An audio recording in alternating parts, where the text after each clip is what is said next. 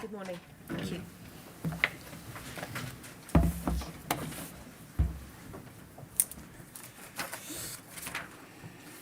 Could you repeat after me, please?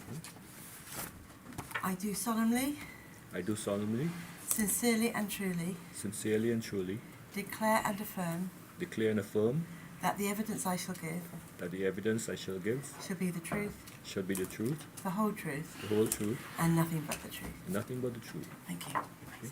Thank you. Let us have your full name, please, Mr. Fraser. Clayton Leslie Fraser. Now, Mr. Fraser, I'm going to ask you to sit a little forward because this room seems to absorb sound. Yeah. And you'll see the microphones in front of you. They should amplify your voice.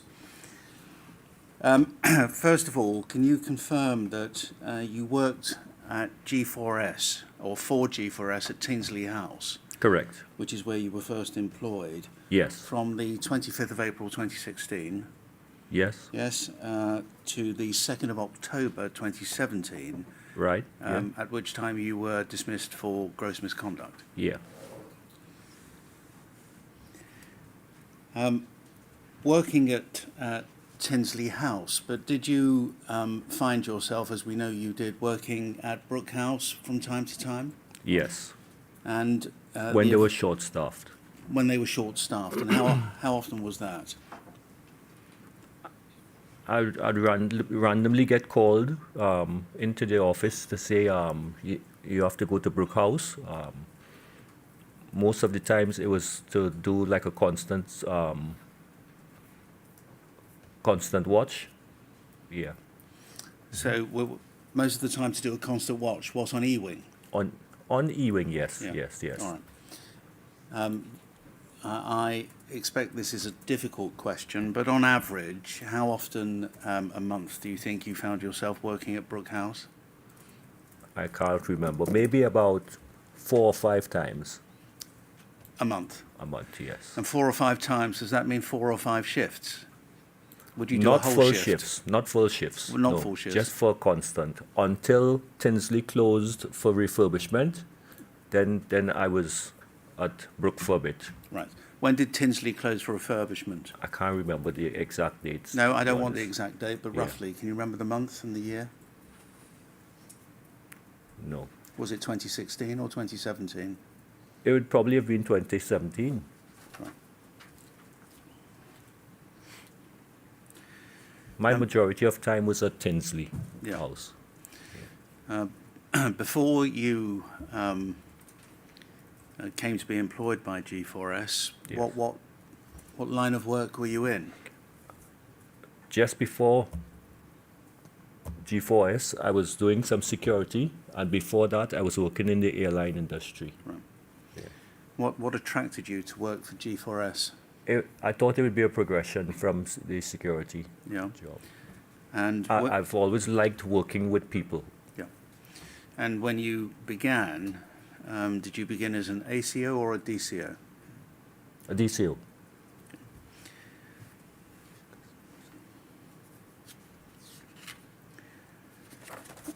And tell us, so that we understand it, about the training that you had. Did you attend training at Tinsley House or Brook House when you joined? Where Brook was House. your training? Brook House. Brook. Brook House. So did you go through the same training that other DCOs went through, whether they were at Tinsley House or Brook House? Correct. I'd like to put up on screen, I know you have a file in front of you, Mr. Fraser, but I think you'll find it simpler if we use the screen. Yeah, Okay. just wait. I'm going to ask the evidence handler to put up CPS 000661, which, Chair, you should find behind your tab 3.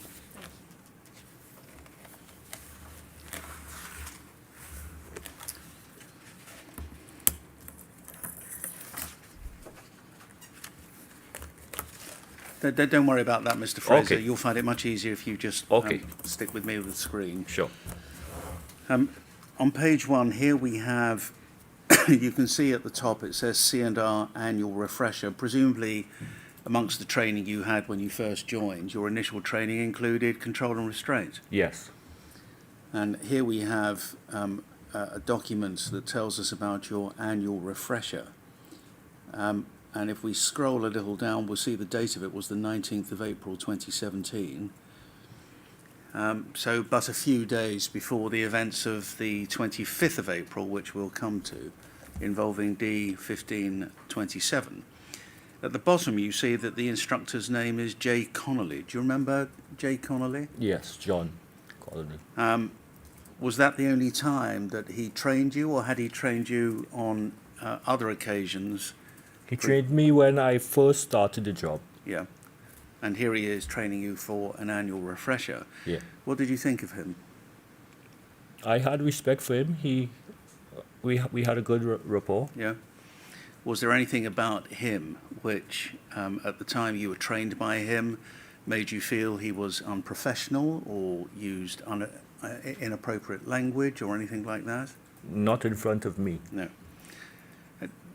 Did you watch the Panorama program? Vaguely. I didn't look at it in depth. Did you watch it when it went live, or did you watch a recorded version? It was probably when it was live. During the course of it, we hear John Connolly more than once using a racial epithet. Mm-hmm. Now, I can use the word if you want, but I'd rather not. You can feel free to speak. Well, he referred to Callum Tully about somebody who was on the netting, and he was advising Callum Tully how he should speak to this detainee. And he said to Callum Tully, "Listen, nigger." Mm-hmm. Those were the words he used more than once. Had you ever heard him use, when you were trained by him, John Connolly, any word like that? No. Never? Not in No. your presence? No. And apart from that, did you think a good trainer? I would say so, yes. And you learned from him? Yeah.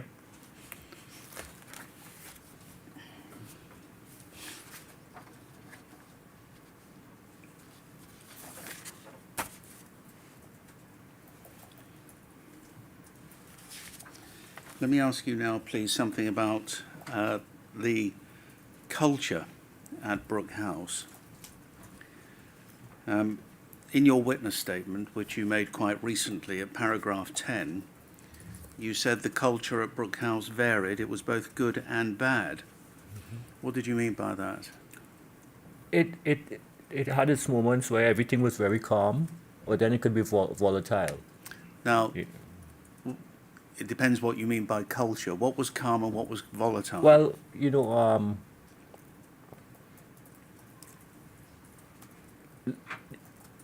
a lot of stuff, and little stuff could trigger stuff, events off, if that would make sense. Give us an example. Someone may want to go and see the healthcare, and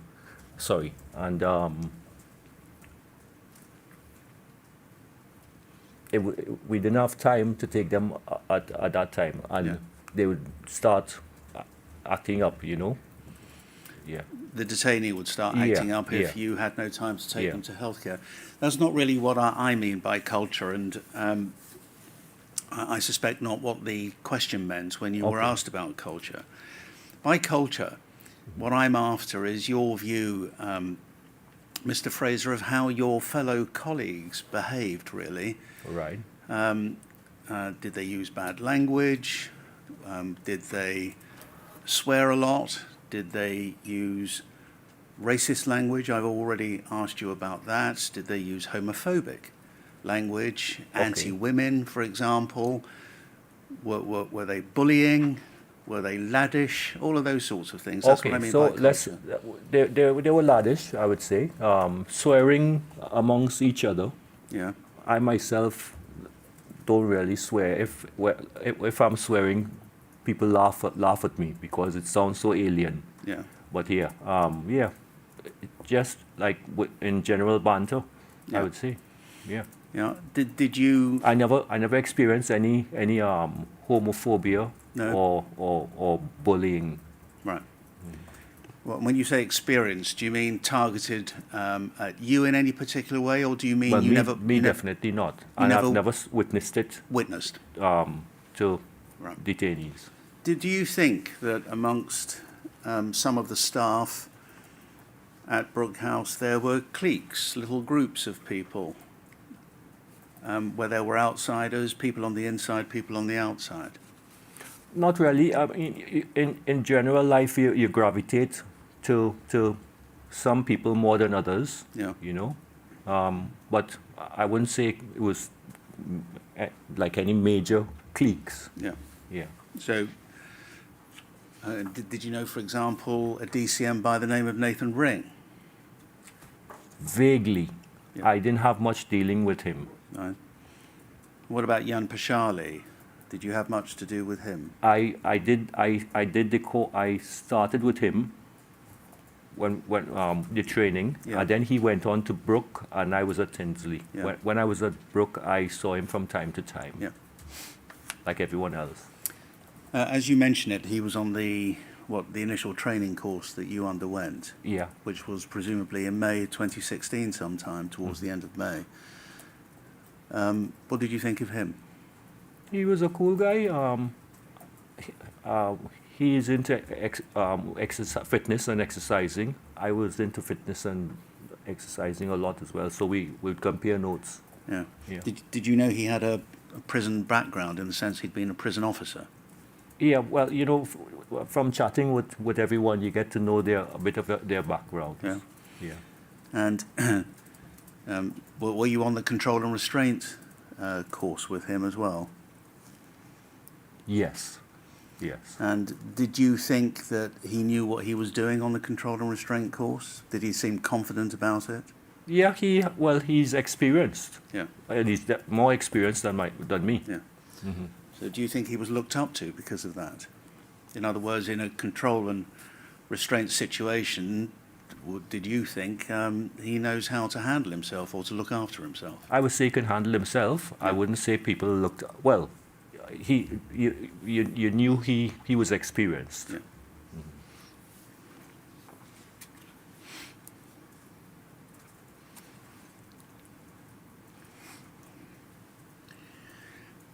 So you heard or witnessed no racist language around you. There was swearing, there was banter. Yeah. You weren't aware of any particular cliques. Was there anything around the culture, in the terms I've expressed that word, was there anything around the culture? During the times, we're not worried about Tinsley House, we're focusing on Brook House, that ever concerned you? When you were there, did you ever think to yourself, that is something unprofessional and inappropriate, that person shouldn't have said that, either to a colleague or to a detainee? Did you ever think that to yourself? I would probably have challenged it myself. No, before we get there, Yeah. the first question is, did you ever witness anything like that? Anything that you felt was really off, Not that I can remember. off the pitch, Yeah. inappropriate, unprofessional? If something comes to me, I will mention it. So you don't remember any time when you worked there on some occasions and when you worked there full time, Yeah.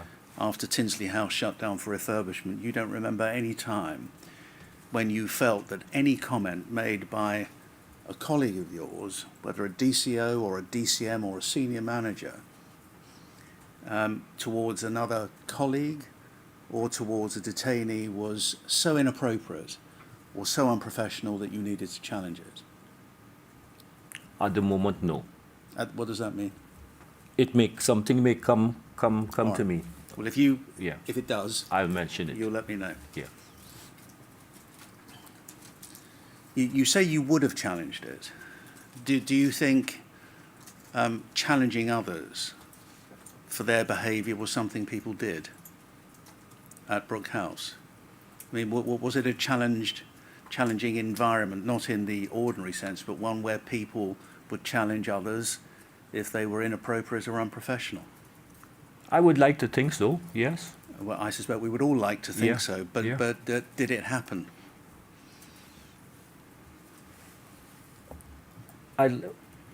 Like I said, I can't remember experiencing it. No.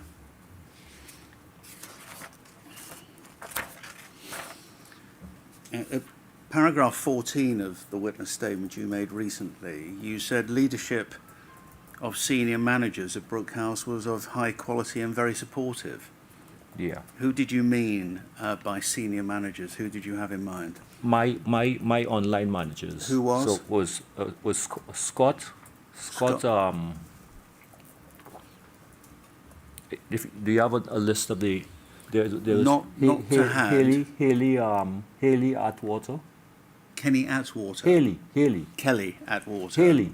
Haley. Haley. Or Holly. Haley. I don't know. Yeah. But do you think Haley? She was a good manageress. Right. Scott. What was Scott? Scott. Don't worry if you can't remember Okay. the full name. Anybody else that comes to mind? Those are the two main ones. So Scott and Haley. Yeah. Right. And were they, so that we're clear about what level they were at, were they senior management? Yeah, they were my line managers At Tinsley or at Brook House? at Tinsley, but then Scott went on to work at Brook. Okay. Yeah. At the time you were working there? After He was there, yes. After Tinsley shut down? Yes. But he was not my manager at that time. Yeah. Yeah. And you say your experience, again, paragraph 14, your experience of working with other DCOs was great. And you say we supported each other and had a good working relationship. That's Yeah. how you remember it. Yeah. What about drugs? Clearly there was a drug problem Yeah. at Spice. Brook House. Was Spice there, and Hooch. and Hooch. Was there a drug problem at Tinsley House, by way of comparison? Definitely not on that scale. No. Yeah. Why did I can't say I remember seeing anyone on drugs at Tinsley House. Yeah. But I definitely witnessed it at Brook. Brook? Why do you think? What was the difference? Tinsley House was more relaxed. It was more like a hotel, whereas Brook was more like a prison. Yeah. Not that I know what a prison looks like, but No, but yeah. but no, you're right. I mean, we know it was built on the lines of a Category B prison. So Right. your explanation, insofar as anyone could have one, is that the difference is Tinsley House, the atmosphere, It was more the relaxed. structure was more relaxed. Yeah. Whereas, are you saying, don't let me put words into your mouth, but are you saying that Brook House looked like a prison and behaved like one? That's what I would expect a prison to Yeah. look like. And behave like. Yeah. Yeah. Yeah. Um, You have your different wings, Yeah. and yeah. Yeah. How did the drugs get into Brook House? Do you know? I could not tell you. I heard rumors about tennis balls Yeah. being hit over the walls. Yeah. What else did I you would- hear about? No, the only other thing it can be people bringing it in, I suppose. Did people include staff? Staff. I don't know about staff, but maybe visitors on visits. Did you ever hear anything about staff bringing No, drugs definitely into? not. You never heard anything about No, them? definitely not. All right.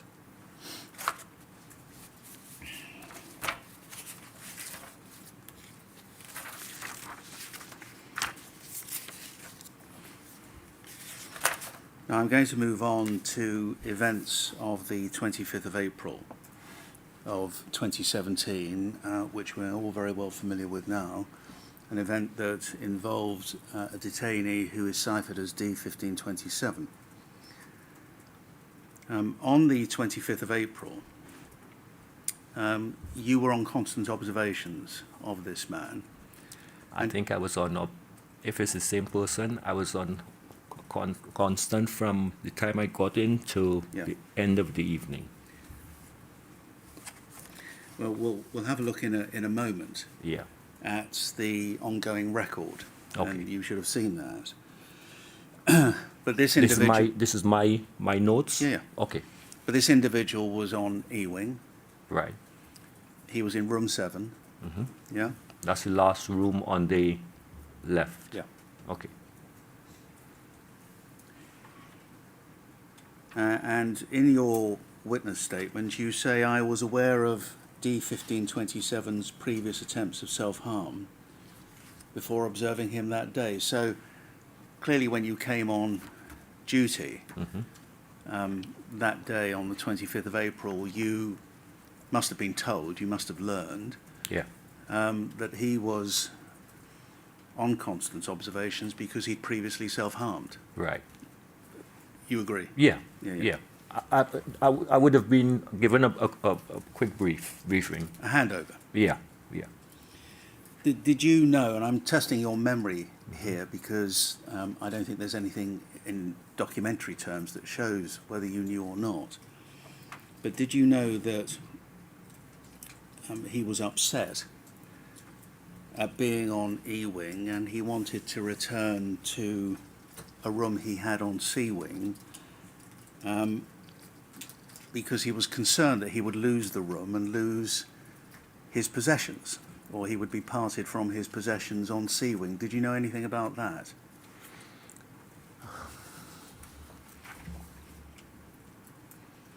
I may have heard about something like that throughout the day at some point. Yeah. That he was upset because Yeah. he couldn't get back to Exactly. his original room.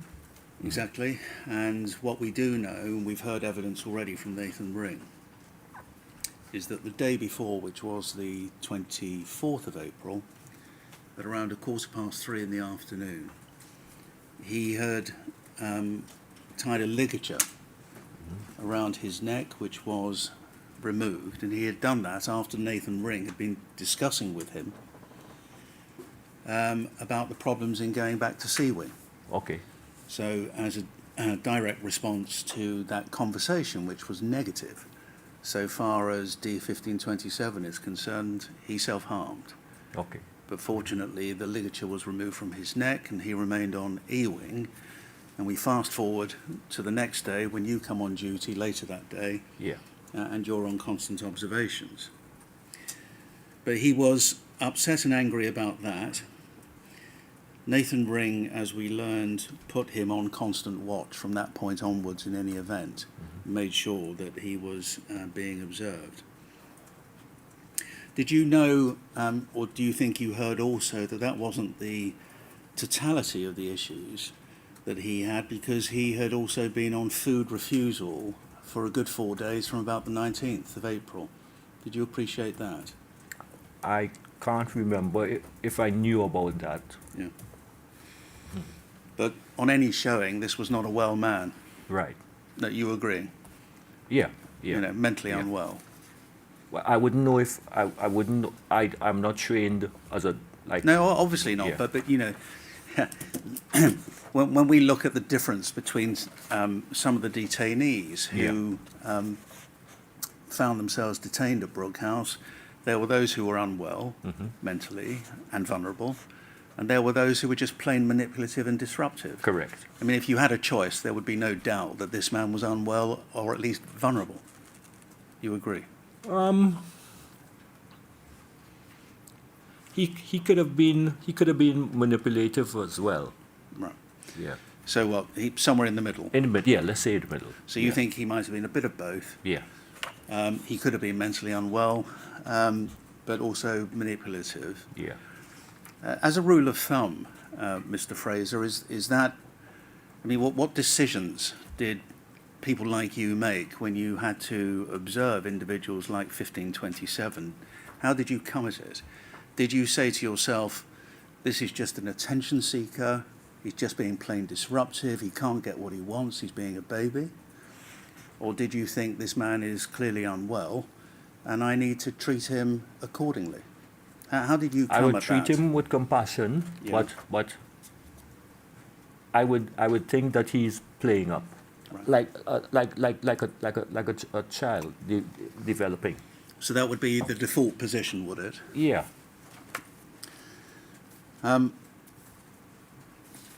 Let's then look, please, with that in mind, at the notes. Can we put up on screen, Chair, for you, it's tab 4. CJS 005964. Should this I is be just- seeing anything? No, wait, Okay. be Okay. patient, Mr. Fraser. I Okay. can only do things so quickly here. Now, at the top of the page, Yep. we have, do you see the date? You're familiar with this kind of document. Yeah.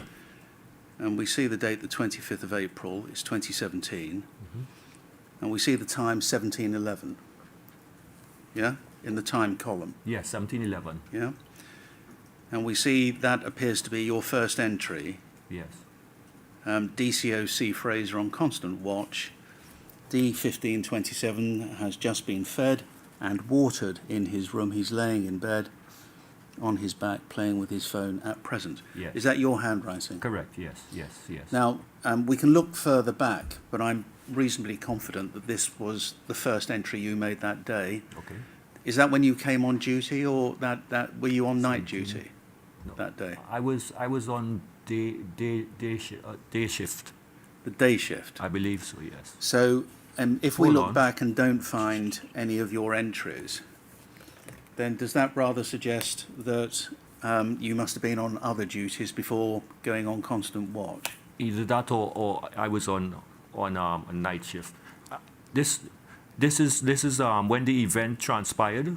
No, not On quite. that Well, day? we're going to. You just be patient with me, Mr. Okay, Fraser. okay. I promise you, we're going to go through the detail of it. Mm-hmm. When you were on constant observations, Yeah. was it sort of 2 hours on and off? Somebody else would come on. Was it around 2 hours on average? Yeah. Yeah. Okay. So we see the first entry is at 1711. And do you see where the handwriting changes? It looks like you handed over at 1801. Yes. And let's just then follow through the entries that you recorded. The next one is at 1729. Yes. 1527 got out of his bed and went to sit on opposite bed. He's now walking back and forth in the room, now back in bed and on his phone. And this one you signed DCO Fraser. Yes. At 1740, 1527 got up and covered himself with the blue blanket, turned onto his right side, facing the wall. DCO Fraser. Yeah. And so we see observations are made very roughly every, quarter of an hour? Something Yes. like that? Yes. And then at 1801, which is your last entry for the moment, 1527 continues to lay in bed and on his right side under his cover, Fraser. Yeah. If we can just scroll it up, please, Anna. Now, at 1801 through to 1832, therefore, for about half an hour, it looks like you handed over to a DCO by the name of Qureshi. Okay. Yeah. Is that right? Yeah. Yeah. Qureshi taking over constant supervision of 1527, currently laying on the bed on his right side. And then a little under half an hour later, at 1830, still on his right side, very small movement seen. And then 2 minutes later, body movement seen from under the duvet. Do you know now why you handed over for half an hour to another DCO? To take a break. Right. Were you allowed to take a break for half an hour during a constant observation? We have a handover, so I can get a break, Yeah. and then I have to go back on. Yeah. Yeah. And the nature of the handover is what? You would have verbally said to Qureshi, everything's right, he's just lying on his bed doing nothing in particular. Yeah, and they will read the notes Yeah. that I've made. Now, so that we're clear and we can visualize the situation, because we have seen this room. It has a big glass pane in it, doesn't it? A viewing panel. Yes. Yes. Was the door closed? Yes. And are you on the outside, I'm on the outside. sitting down, Yeah. with this on your lap, presumably, and a pen? Yeah. You Is it can on be a- sitting or standing. Is Yeah. it on a You ha- clip? Is you this have- on a clipboard? It's a book. You can have a chair with you, Yeah, and you can rest it on the chair, and right. like a high chair. Yeah, right. But so the high chair, what affords you a view into the room? Yeah. Yeah. Okay. Yeah. So the back of the chair is Yeah. against the door, and you have the big glass window. Yeah, I'm just trying to understand. The back of the chair is against the door. Okay, What- so this bit yeah, is on the door, So where I'm sitting, I can rest Oh, the I book see. to I write. see. So my you've got a notes. two-chair effort, or you're either standing Standing or or sitting. sitting, yeah. But what you mean is you use the high chair as a table to write on. I Exactly, understand. yeah. And that's against the door. Yeah. So that we understand, when you're making observations, how close to the door and the viewing panel would you stand or sit? The window is just here. So almost in front of your face. Yeah, yeah. Which affords you as full a view in the room as you can, apart from the toilet area. Correct. Yeah. And if you can put your mind's eye back to the 25th of April for room 7, Yeah. is the toilet, so we can visualize it, on the left or the right as you look in? The door is in front of me. The toilet is on the right. On your right. On my right, yes. Okay. So as you look in, the toilet's on the right. Yeah. Okay. I believe there's a sink next to the door and then Yeah. the toilet. Yeah. Yeah. And we understand the nature of the toilet. It's a sort of curved wall. Yeah. Do you remember now if there was any privacy screen of any kind at that time? There's a wall. So this is the window. Yeah. The sink is here, and then there's a wall, and Yeah. the toilet is in Yeah. the corner. But my question was a different one. Do you remember if there was any privacy screen? Yeah. Well, no Because we screens. understand that there was a flimsy curtain at one point, and then something more robust was put in to offer privacy in some of the other wing rooms. Yeah. This was an E-wing room, Yeah. and although it had 2 beds by the sound of it, Yeah. typically occupied by one person on E-wing. Yeah. So did those toilets not need any privacy screen? Well, if you're in E-wing, you need to be visible. Yeah. So So there'd be I no- would say there would. I could be wrong, but I would say there would be no curtains. All right.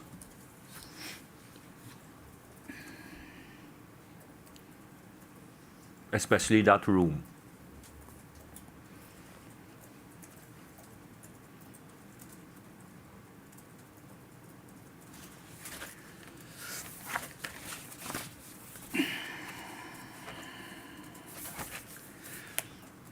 Right, so you have your half an hour break, and DCO Qureshi takes over.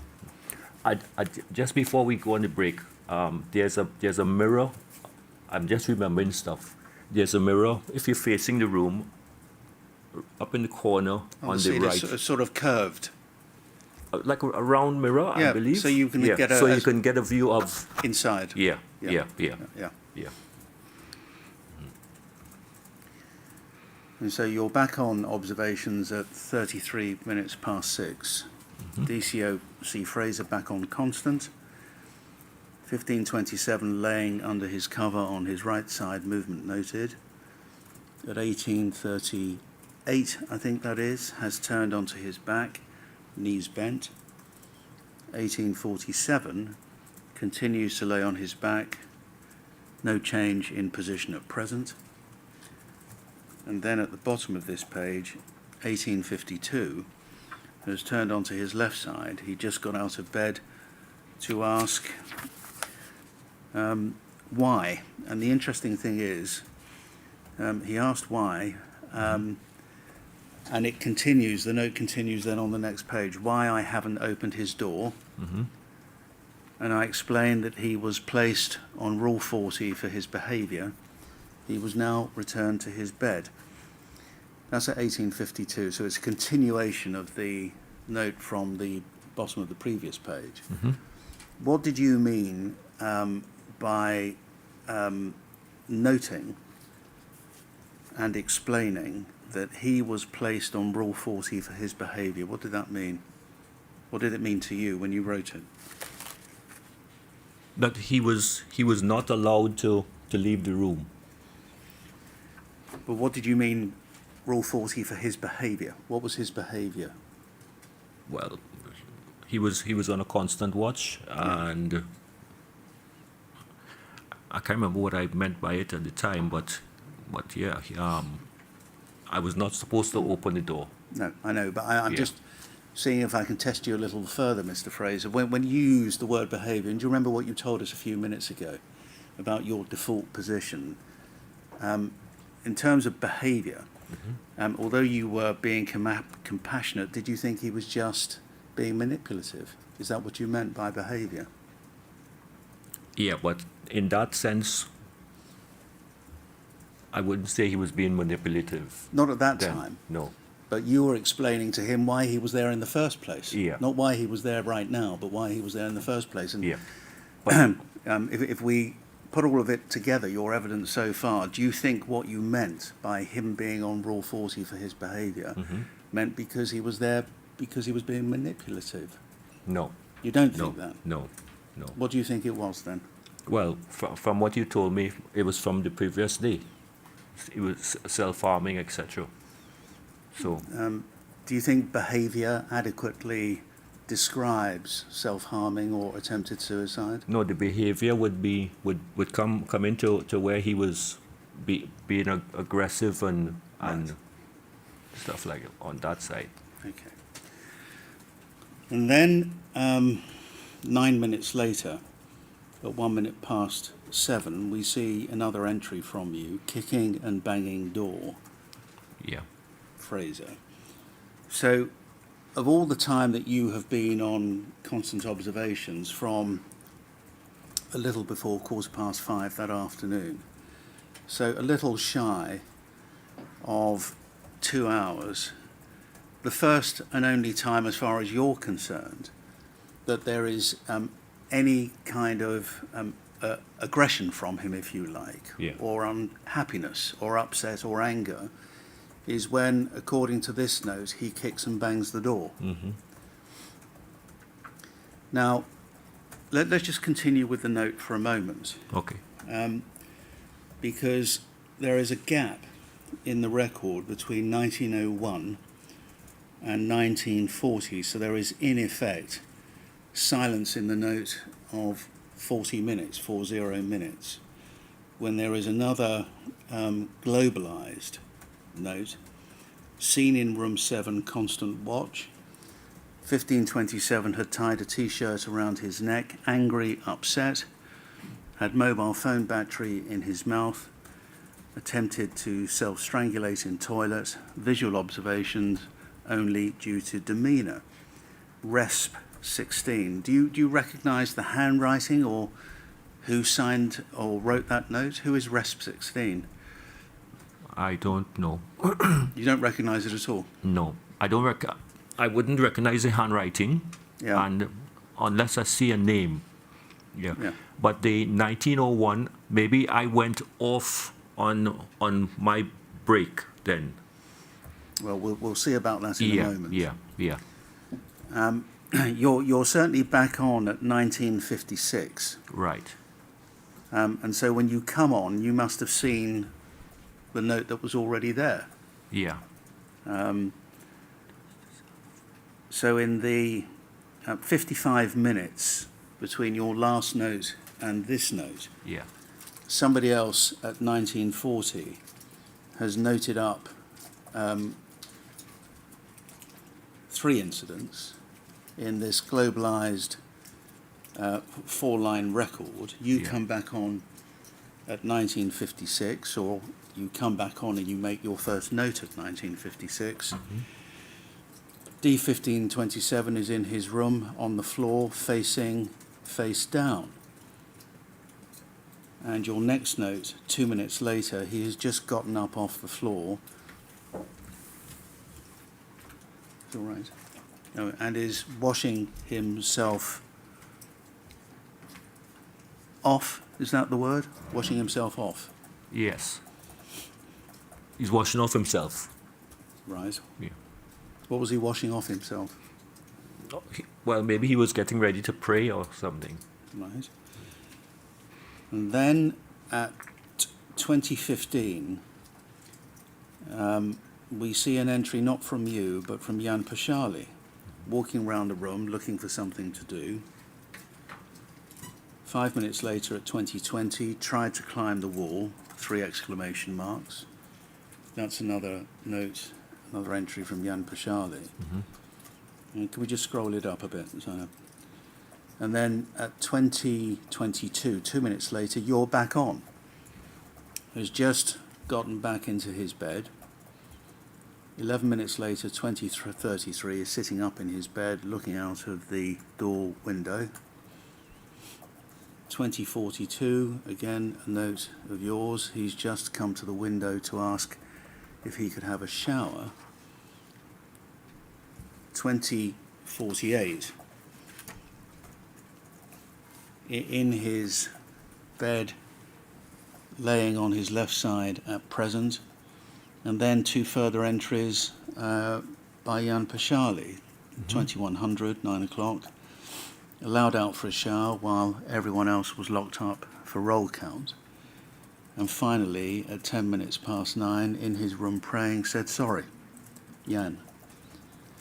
Now, we're going to look at all of this in a bit more detail, but can you explain why the noting, as it were, fluctuated between you and Jan Pashali at this point? So, as we saw, at 2015, you're back on observations at 1956.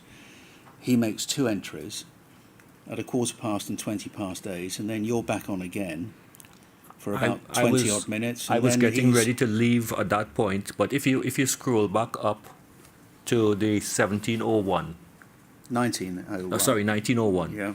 I believe that is when the dreaded incident happened. Yeah, well yes, you're not wrong, but what my question is a different one. Yeah. Help explain why there were these fluctuating or these interchanges of observations when you were on constant observations. Yeah, because my shift should have been over At 7. around that time. Yes. Yeah. So Jan was taking over from me. So Yeah. that's when that happened. I remember that last bit about the shower and everything because I went to say goodbye and thanks for his assistance. To whom? To Jan. What was his assistance? He was, well, just his support throughout the day. For his support during... I went to say thanks for all the help to all of the senior guys All right. that were on the wing. Fine. What help and support did Just support. Don't ask me, making sure I was okay. If I needed to take a break, etc. Right. So help and support what, on constant observations? Yeah, whilst I was on the constant. But not any other help, or you don't have any other help or support in mind that they No, gave you? just on that particular day, okay. being on E-wing. Right. Yeah. One of the things you said in paragraph 18 of your witness statement is, I was on the constant watch, rotating with Callum Tully. Callum Tully was, because Callum was the one that was first on site when the incident happened. Well, he was first on site when the third part of 3 incidents It happened. all seemed like one long incident for me. And the way that happened was, and I can show you it if needs be, in a transcript, was that during part of this incident, Nathan Ring, who was the DCM who was there, had said to Callum, do you want to watch him for a few moments? And if you'd like to see where I get that from, Chair, it's at tab 17. Zainab, it's TRN 0000002.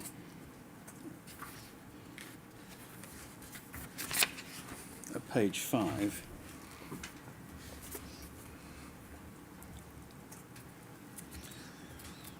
And if we go to the bottom, this is a transcript, Mr. Fraser, of part of what was going on that evening. And do you see right at the bottom at lines 87 and 88, Nathan Ring? Yes. Do you want to watch him for a bit, Callum? Yeah. And then if you go to the next page, at the top, yeah, all right, I'll watch him. And healthcare were here by that time. And Callum is watching him, and you'll see at line 23, what are you doing? Stop it, stop. And that's when the final part of what, in fact, were 3 incidents Okay. took place. Now, you may regard that as constant observations. All that really Nathan Ring had asked Callum Tully to do was just keep an eye on him at that time. And it has to be, it's very difficult to identify the precise time because of the record, but it has to be sometime between 1901 and 1940, according to the record that we've been looking at. And that's probably the best we can do to identify the time. We do get a little other help from another source, which we will almost certainly come back to a little later. So the point I'm trying to make, Mr. Fraser, is saying that you were rotating with Callum Tully doesn't feel exactly accurate. Callum Tully had been asked momentarily to keep an eye on 1527, but it didn't last very long, because the third part of 3 parts of this one whole incident then, as we saw, began to unfold.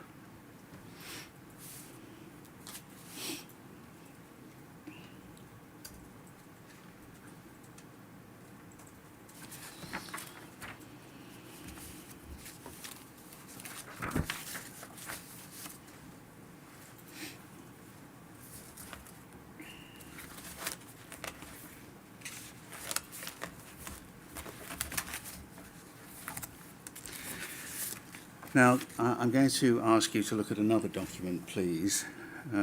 This for you, Chair, is behind tab 6. For us, please, CJS 004301.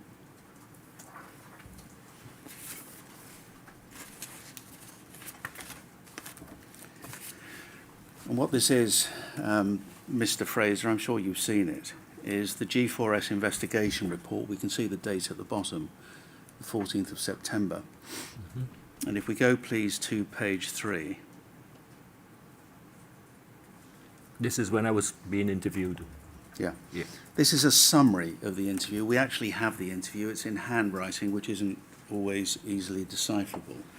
So I'm going to borrow from, if I may, the summary of it. But this was the first allegation. And if we look down to where it says DCO Fraser stated that he has been employed by G4S for approximately 18 months, working at Brook House and Tinsley House. And his current role is DCO at Tinsley House. So this is at the time of interview, which was September 2017, the 6th, I think. And therefore, it looks very much as if you were back at, although the interview is said to have taken place on the 7th, I think we'll find it was, in fact, the 6th.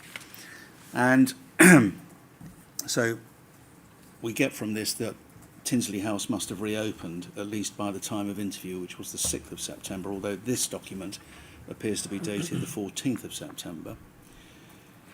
He fully completed his ITC, his initial training course. He's trained in basic control and restraint, with a refresher attended possibly May 2017 after this incident. In fact, that was wrong, because we saw a little earlier it was on the 19th of April, a few days before the incident. And he feels confident in his CNR abilities. DCO Fraser stated he watched the Panorama documentary, stated his intention to be honest during interview. Fraser confirmed his duty that day was to supervise D1527, who was on constant watch on E-Wing, room 8. That's wrong, isn't it? It should have been room 7. Yeah. Bottom left, and proceeded to describe a long sequence of events which led up to the, quote, choking, unquote, incident. Fraser was watching 1527 through the observation glass and noticed he had placed a mobile phone battery in his mouth. Fraser signalled a colleague to attend, and the colleague opened the door. Following this incident, Fraser was back outside observing through the glass. 1527 was agitated as to why he was locked up and others were not. He was pacing in his room. He then attempted to damage the light in the toilet. DCO Fraser told 1527 he'd ask his manager about him coming out of his room. He started shouting aggressively and started putting small scraps of paper into his mouth, which he had taken off the wall. DCO Fraser believes this was for effect. So that's part of your idea of him being manipulative, yeah? Then he attempted to obscure the observation glass with toilet paper. Fraser stated the unit manager then came to speak to 1527 and then left. Who was the unit manager? I can't remember. Would that be a DCM? Yes. And then over the page, please, at the top. DCO Fraser believes he had a break from constant watch duties at this point, and Callum Tully then took over. On his return, Fraser saw that 1527 had a T-shirt around his neck in the toilet area. He could see this via mirrors on the back wall of the room. He called for assistance, and a white shirt attended, in other words, a DCM, Yes. name of manager unknown. Well, we know who that manager is. It was Steve Lawton. You Okay. remember now? Along with DCO Callum Tully, and they went in the room. The manager asked for Fraser's fish knife to remove the ligature as he was unable to reach his own. The manager removed the ligature, passed the fish knife back to DCO Fraser. The three staff left the room when 1527 calmed down.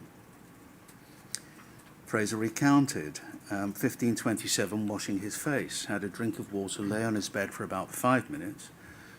He then paced the room, tried to damage the light fitting again, began putting paper in his mouth and moved to the toilet cubicle. Fraser then saw his legs sticking out, but his view of him was not good. Fraser doesn't remember who unlocked the door, but he entered the room with Callum Tully, could hear 1527 choking, lying on his right side with his head wedged next to the toilet. Tully was with him. Tully was with 1527 first, took hold of his legs in an attempt to move him from the toilet area. This proved difficult. And so Fraser took hold of his feet, and between them they were able to free him, put him in the middle of the room with his head nearest the door and his legs between the two beds. Fraser admitted he'd applied CNR techniques on 1527 during the incident, quote, sort of, end quote. He'd attempted to stop 1527's legs thrashing around, but he was facing away from 1527 towards his feet. At no time did he have control of his arm. Skating over the next paragraph, we'll come back to it. He then decided it was best to get help and went to the door to shout for help. During this time, Fraser heard 1527 continue to make choking sounds. Callum Tully was telling him to stop it, stop it. Fraser stated DCO Tully may have pressed his alarm button. And top of the next page, page 5. Fraser was then aware of staff entering the room over his shoulder as his back was to the door. He then got up and out of the way, standing at the door inside the room.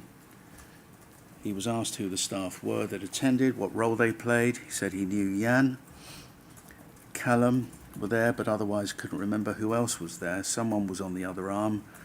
Fraser then assisted in identifying where people were in the room. You knew, and I'm just paraphrasing here, was at the head taking control, and Callum on the left arm. You didn't know who was on the right. At the door, Fraser says he could see just bodies over 1527. There was a lot of shouting from both 1527 and staff. Fraser said he was about 5 foot away from 1527. He couldn't hear what was said. And there was noise on the wing outside as well. Says he remained in the room throughout, couldn't see the restraint, and any chokehold, could only see staff. Asked about how the incident resolved itself, you said you heard Jan ask 1527 whether he was going to behave himself. He answered yes. They allowed him to stand on his own. They exited the room.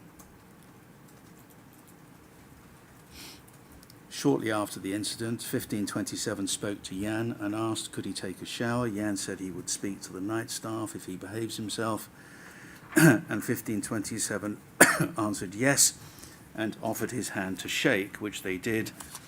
And then he apologised to Jan.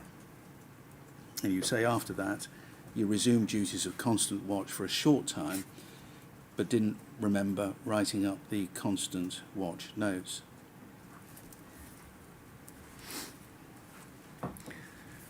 Right, let me see if we can try and unpack that a little, please, with your help, Mr. Okay. Fraser.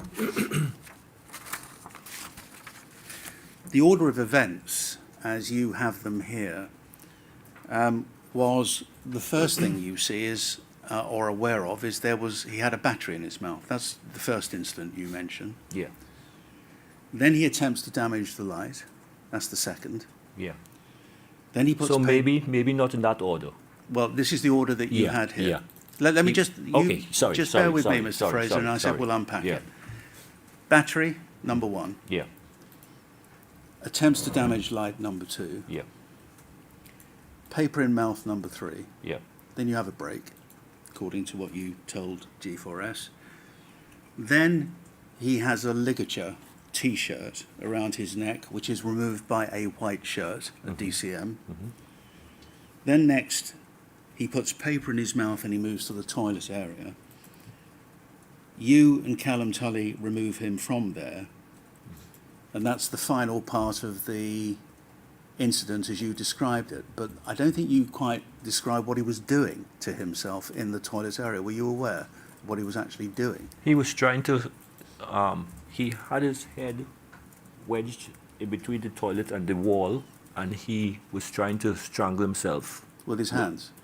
with his hands or with something around his neck, a With- T-shirt or something. Well, he'd already used a T-shirt, Yeah. which he'd ripped. Yeah. But According to It- Callum Tully, he was self-strangulating with his hands. I would have thought he would have had something around his neck. Well, we can all think. Unless he was, I don't know. You I don't don't know. know what. Did you see a don't know. ligature around his neck? I can't remember. No. Yeah. Now, if we go back to the notes, please, which we had up a little earlier, CJS 005964, tab 4, chair. I mean, did you accept? I don't want to have to go through every line of every note that you made, Mr. Fraser. There is nothing in any note you made about a battery. There was a battery No, involved. no, that's not my question. Okay. There was nothing in any note you made about a battery. Correct. There was nothing in any note you made about an attempt to damage the light in the room. So this, well, yeah, yeah. There was nothing in your note or any note you made about him putting paper in his mouth. I would probably have said it verbally to one of the Well, I'm not supervisors. particularly interested in what you said right, verbally. Right. Okay. There was nothing about a T-shirt ligature being removed by a white shirt. You agree? In fact, the only part of your note which suggested anything untoward was, as we saw on the next page, kicking and banging at the door. If we turn to the next page, please. At 1901, kicking and banging door. And then, as far as you're concerned, there isn't another entry until 55 minutes later at 1956. Yeah. And the only other entry that tells us anything at all, in short, about what happened in the intervening period is the entry at 1940, the author of which you are unable to identify. Do you agree? Yeah. Now, can you just explain for a moment, I know what you just said, that you told somebody verbally. If this note is accurate, at least insofar as the chronology is concerned, what took place over the better part of an hour. or there were perhaps breaks in between time when there wasn't much going on, because the order, we know from the record of events, is not the order you gave, Mr. Fraser. The order is that he had tied a ligature, likely to have been a ripped T-shirt, around his neck. That was the first of the three parts of this whole incident. When that ended, it was then that he put a battery in his mouth, according to Nathan Ring. Whether he put it in his mouth or rubbed some liquid from it around his face to make it look as if he put it in his mouth was a possibility, but that's the battery incident. And the third incident is the one where you and Callum Tully pull him out of the toilet area where, according to Callum Tully at least, he's self-strangulating. So if that's what the evidence shows, then your order is wrong. Okay, but there was a battery involved on that bit with the toilet Well, incident. we'll come back to that. Okay. We'll come back Okay, to that, but that's okay. not what you're talking about here, is it? Because you start by telling G4S you saw him put a battery in his mouth. True, from the mirror. But you have that as the first incident. That's what I'm saying. Everything seemed like it was one long incident Yeah. for me. I can't remember there being the other ones, etc. So It was all in one day. Let's say. yeah, well, of course it was. It was all Yeah. in probably 1 hour. Yeah. But you know, I don't want to kick this particular point to death, Mr. Fraser. Yeah, but, sure. But the point is, it was a jumbled up, confused period. Yeah. And yeah. is the effect of it that what you're saying to G4S, you may have got out of order? Yeah. Right.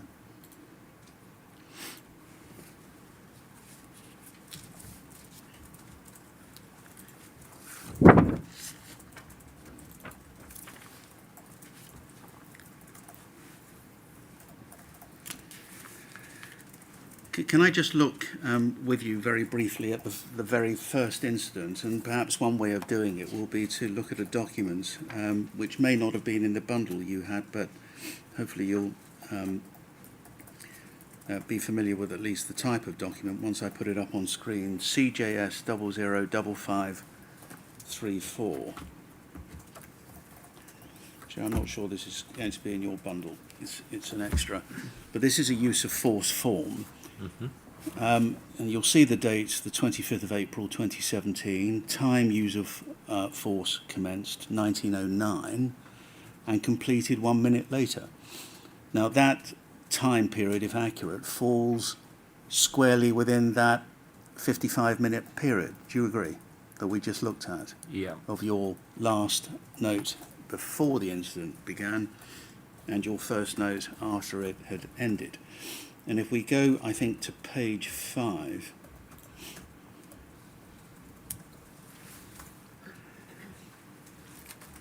can we go to the next one, please? And I think, and again, there you'll see Steve Lawton's name, and it's an Annex A use of force staff statement. And then to the next page, please. At approximately 1908, and so the time on the cover sheet is out by a minute because he now has approximately 1908. I was checking the daily food refusals. I was on Eden Wing. I was just about to check a detainee by the name of, who was currently on constant supervision and Rule 40 and was residing in room E7. I was told by the officer who was watching him, DCO Fraser, that he had just gone into the toilet area and he couldn't see him properly. I entered the room and called his name but had no answer. I then went into the toilet area, which is where I saw 1527 curled up around the toilet area with what looked like a ripped T-shirt around his neck, which he was holding on to. I attempted to loosen the ligature, but 1527 was holding on to it, so I asked DCO Fraser to pass me his fish knife, and I managed to cut the ligature off. I then pulled 1527 out of the toilet area and asked him to sit on the bed, which he did, and I called for medical assistance on my radio. So that is Mr. Lawton's account, and this is the very first incident that evening. Right. All right? No mention of a battery there, is there? No. No. But you say that you'd seen him put a battery in his mouth, what, before he went into the toilet area? Or was it afterwards you saw him put a battery in his mouth? I'm talking about the one with column. At the end? Yes. Right. So here is the event where he puts a ligature around his neck, he's in the toilet. You bring that to Lawton's attention, and the rest we see here played out. Mm-hmm. Can we understand, how was it, given that you were on constant observations, that he was able to do what he did, given you had that semicircular mirror in the on the ceiling at the back of the room, so that you had a 360, as it were, of what was going on in the room, presumably including the toilet area? How did he get that far, if you were on constant observation? I was probably going over my notes, and when I looked up, I noticed he was not on his bed, so I looked up in the mirror, and there he was. Yeah. In the bathroom. So when I looked carefully, I saw he had the Yeah. material around his neck. So that we understand it, did you call the DCM over at that point? Yes. Yeah. Yes. I He would was have what? He was just on E-wing anyway. Yeah. But so that we understand it, seconds probably saves lives, Mr. Fraser. Why didn't you unlock the door, go in and check him yourself before taking the time to call Lawton over? I called for assistance as soon as I saw the irregularities. Yeah. Yeah. So that And- was what you did. Yeah. And what? He could have been just there, Yeah. just unlock and get in quickly. And so in the time that you were looking at your notes, Yeah. he'd managed to rip a T-shirt and put it tight round his neck. Maybe he did it before. Yeah. So you don't know. He could have done it under the covers. Yeah. All right. So however it happened, Yeah. It was the a split first second. time, It was like a split second. split seconds, the first time you were aware that anything was up Yeah. was when you looked again. And what was He it was that not in his alerted? bed. What? I noticed he was not in his bed. Yeah. So I was looking to see Yeah. whereabouts he was. But going to the lavatory is not exceptional, is it? Correct. What was it about what he was doing in the toilet area that alerted you to alert DCM Lawton? What was it that he was doing? He was not. Well, let's say he was not. I can't remember 100%. Okay, but he would not have been like if he was standing, taking a, like urinating or sitting. He must have been standing sideways against the wall. Yeah. Yeah. So he wasn't on the floor. Are you saying he was on the floor or he was standing? Could have been standing. You don't know? I can't remember. I Right. can't remember. But he was not facing in or out.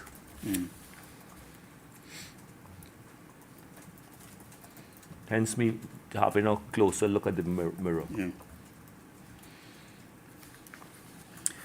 I mean, we don't have to look at it. I'm going to refer to it just to save time, but we're not going to have to look at it. CJS 001107, which is the Professional Standards Unit report about this and other matters that occurred that evening. But one of the criticisms was your failure to make notes.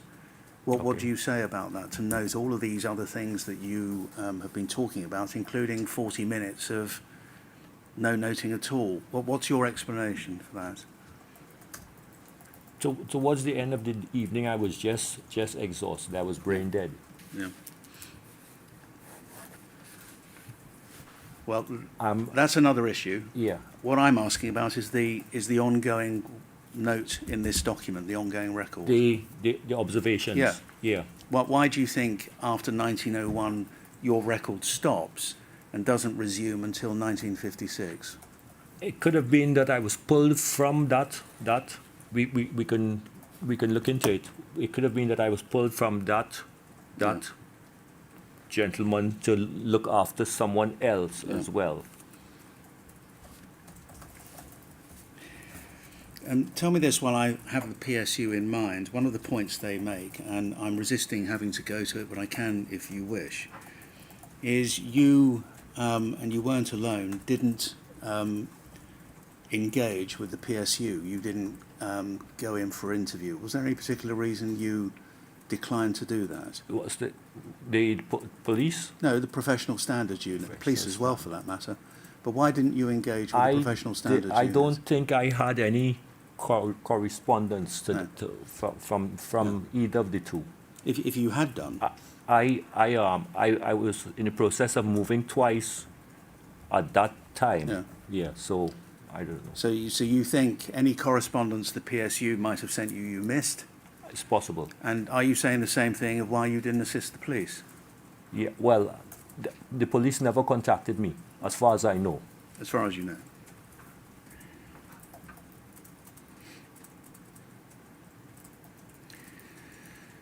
Let's think then about these events, because we have the first incident, Yeah. which we've just been talking about, where you go to his assistance with DCM Lawton. He uses your fish knife to remove the ligature from his neck.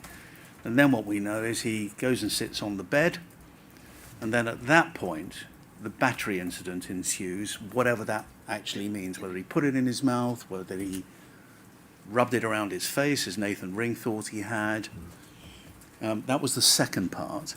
Yeah. Now, were you aware, the first part of this incident being over, were you aware that 1527 was now sitting on the bed, and that he at that point had done something with a mobile phone battery? Were you aware of it at that time? I can't remember the exact event, the exact way it happened, Yeah. the exact events. But I remember that there was something about a battery. Right. So somewhere in your head, Yes. something yes, about a yes, battery, what yeah. it is perhaps gone with a mist of time. Yeah. Fine. I mean, what you told the G4S, My statement. and we don't have to pull it up because I read it. It was the second paragraph from the summary of the interview was DCO Fraser was watching 1527 through the observation glass, noticed he'd placed a mobile phone battery in his mouth, signalled a colleague to attend, and the colleague opened the door. That's what you told the G4S investigation. Yeah.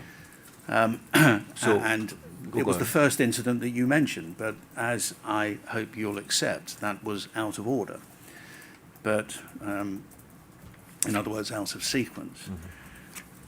But now, somewhere in your memory, there was a mobile phone battery where it featured in the sequence, Yeah. in the order of events, has gone. The next major incident, Yeah. if you like, after the battery incident, was, do you remember I showed you not very long ago that part of that transcript from that evening, from the recording, the BBC recording, where Nathan Ring tells Callum Tully, watch him. Do you remember? Watch him Yeah. for a bit. Yeah. And then as soon as Callum Tully is watching him for a bit, is when, according to Callum Tully, he goes into the toilet area, starts self-strangulating. He shouts, guys, help me, please. Having said, stop, what are you doing? You are one of the officers first on scene. Where had you been up to that point then? I was outside. I was on a break. Hence Callum being in there. Right, okay. Callum went in and was chatting with would not have done. But Callum was in when I ran into the room. Yeah, okay. So Callum's in there. Yeah. He's He was struggling. having problems getting him Yeah. out. So you help. Yeah. And we you help pull him out. Pull them out. And you've already told us whether there was or wasn't a ligature. You can't tell. There is a difference of evidence about all of this. But did anybody use your fish knife at that point? At that point? Not as far as I know. No. My fish knife was only used by, well, on the one occasion. Yeah. Yeah. The first. Yeah. The first part. Yeah. With Steve Yeah. Lawson. Yeah. Well, one of the things Callum Tully said in a witness statement he made to the police, and I'll give the reference, we can look at it if you would like, SXP 000120 at page 5, it's tab 8 for you, Chair. And I'm asked to ask you this on behalf of Duncan Lewis. Thank you, Zainab. If then we've got it up, let's go to page 5.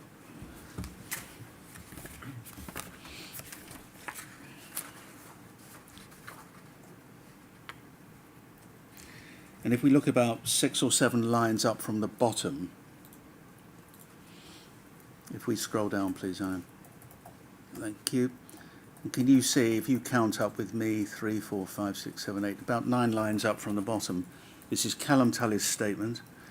I pulled his hands away from his throat. He stopped gasping for breath.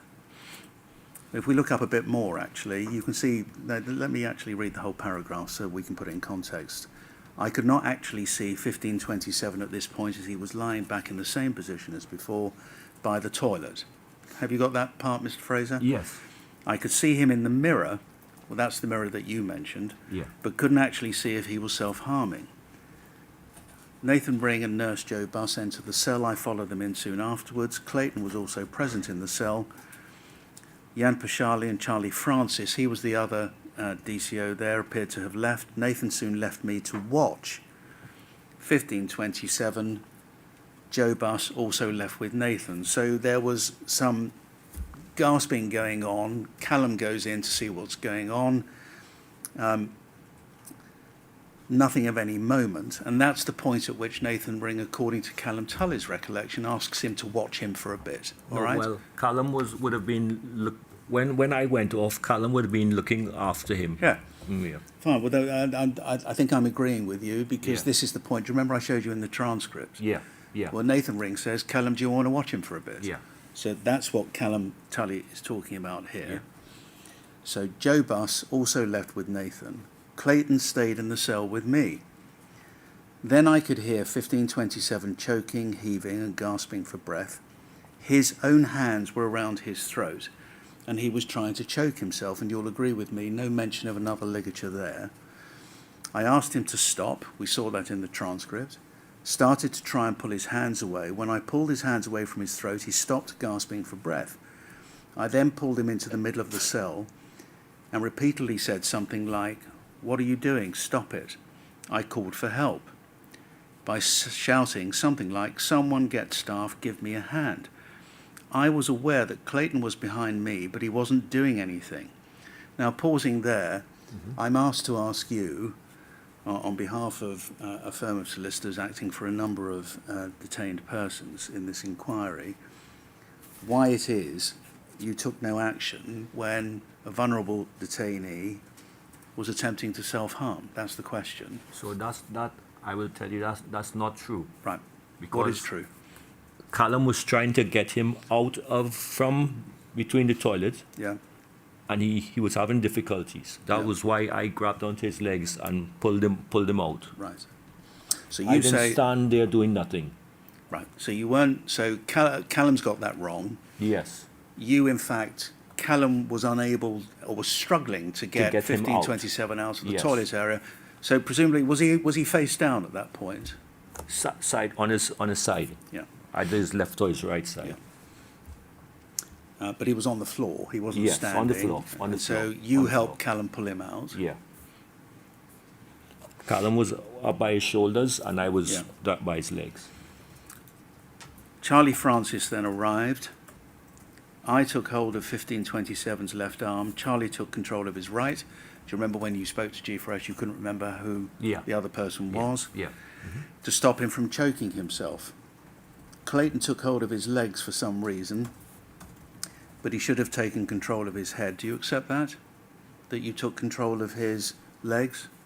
Do you accept I it? did, yes, Yeah. I did, And and why- I did it incorrectly because I should have been facing Yeah. the detainee. I was facing away from him. Yeah. I Let- remember that correctly. Let's clearly. try and understand this. The door is open behind you. Yes. Callum has his left arm. Charlie Francis has his right.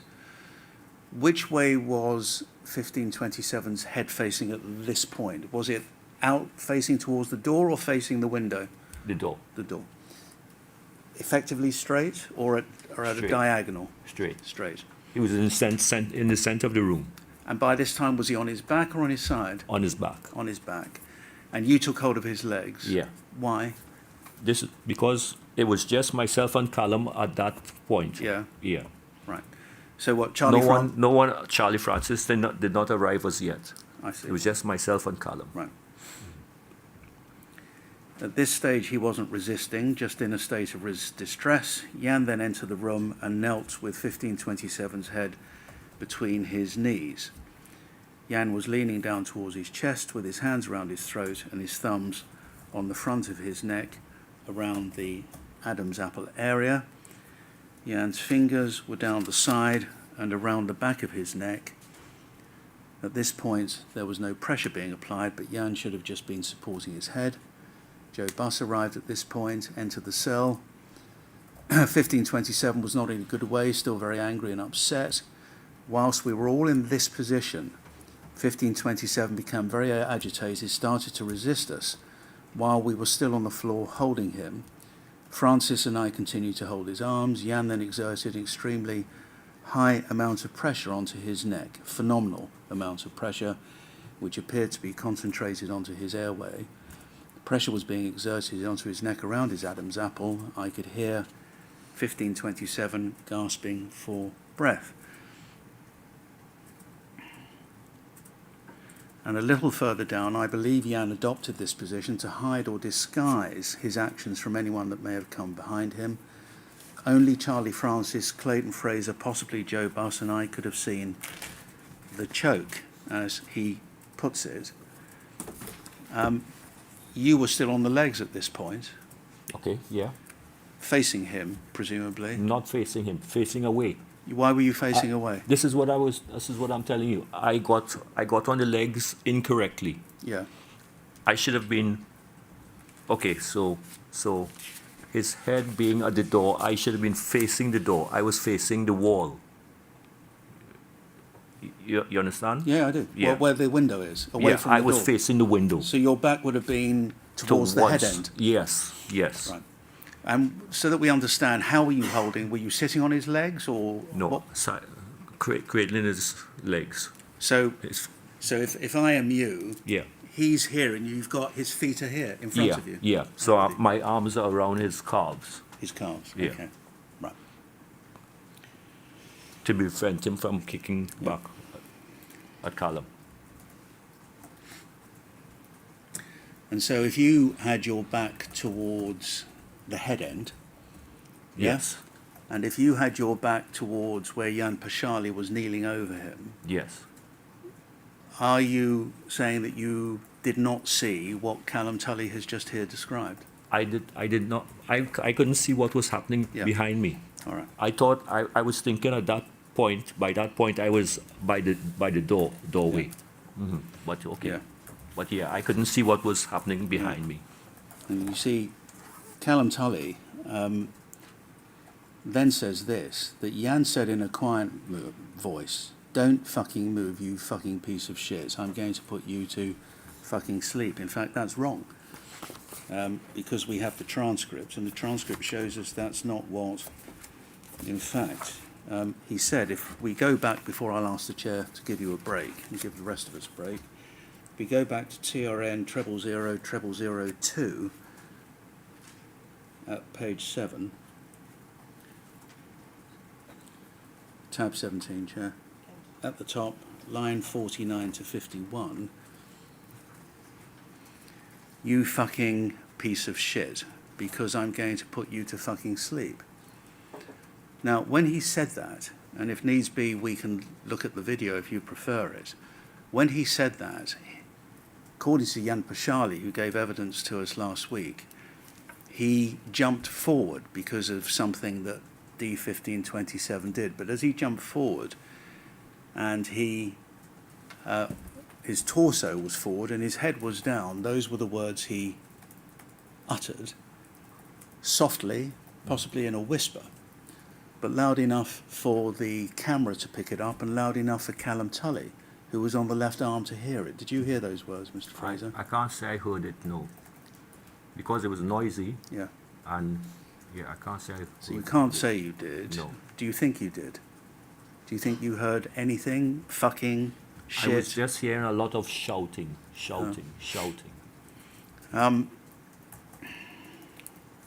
Had you heard them, do you think this was an appropriate thing to say, uttering what I suggest is a threat to a vulnerable man?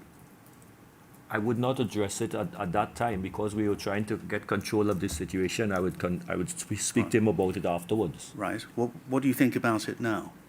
I can't say. Why can't Because you I say? didn't hear it. Well, now you've seen it. What do you think about it now? It should not have been said. No, it's a threat, isn't it? I'm going to put you to Well, fucking sleep. it could have been that he was trying to de-escalate this situation. You think by threatening him was a de-escalation? I don't know. It's possible. It's possible. Are you? You're not trying to protect Mr. No, Sharley, no, are you? not at all. Not at all. Not at all. Since I've stopped working at G4S, I don't have contact with anyone anymore. No. Well, you were there. You were in the midst of it all, and so that we understand your evidence, because the chair will consider this, Yes. Mr. Fraser, so that we are clear about what you're saying. Do you think the words in those 3 lines were appropriately uttered in any circumstances by any detention custody officer at any time? Do you think that was an appropriate thing to say? Professional? It's not professional for anyone to say No. that. Appropriate? Could be to de-escalate the what situation, you like I said. said. Yeah. Okay, we will remember that response. Chair, it's 11:45. Shall we take our break now? Suggest come back about 12, unless you want to have any questions before we rise. No, I have no questions at the moment, so I think we do that and return at 12 o'clock. Thank you. Okay, Thank you, thank Mr. Fraser. Okay. Bye. Thank you.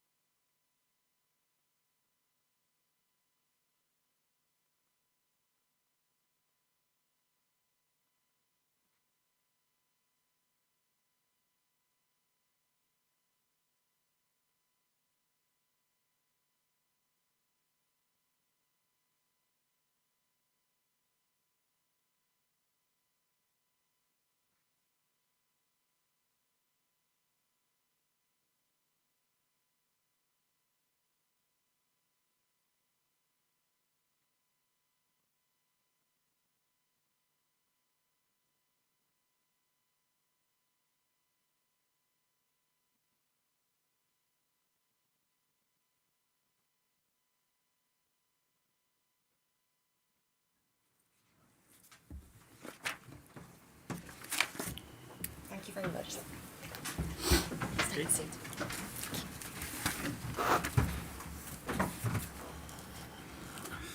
Can we put up on screen, please, CJS 004301 at page 7, tab 6.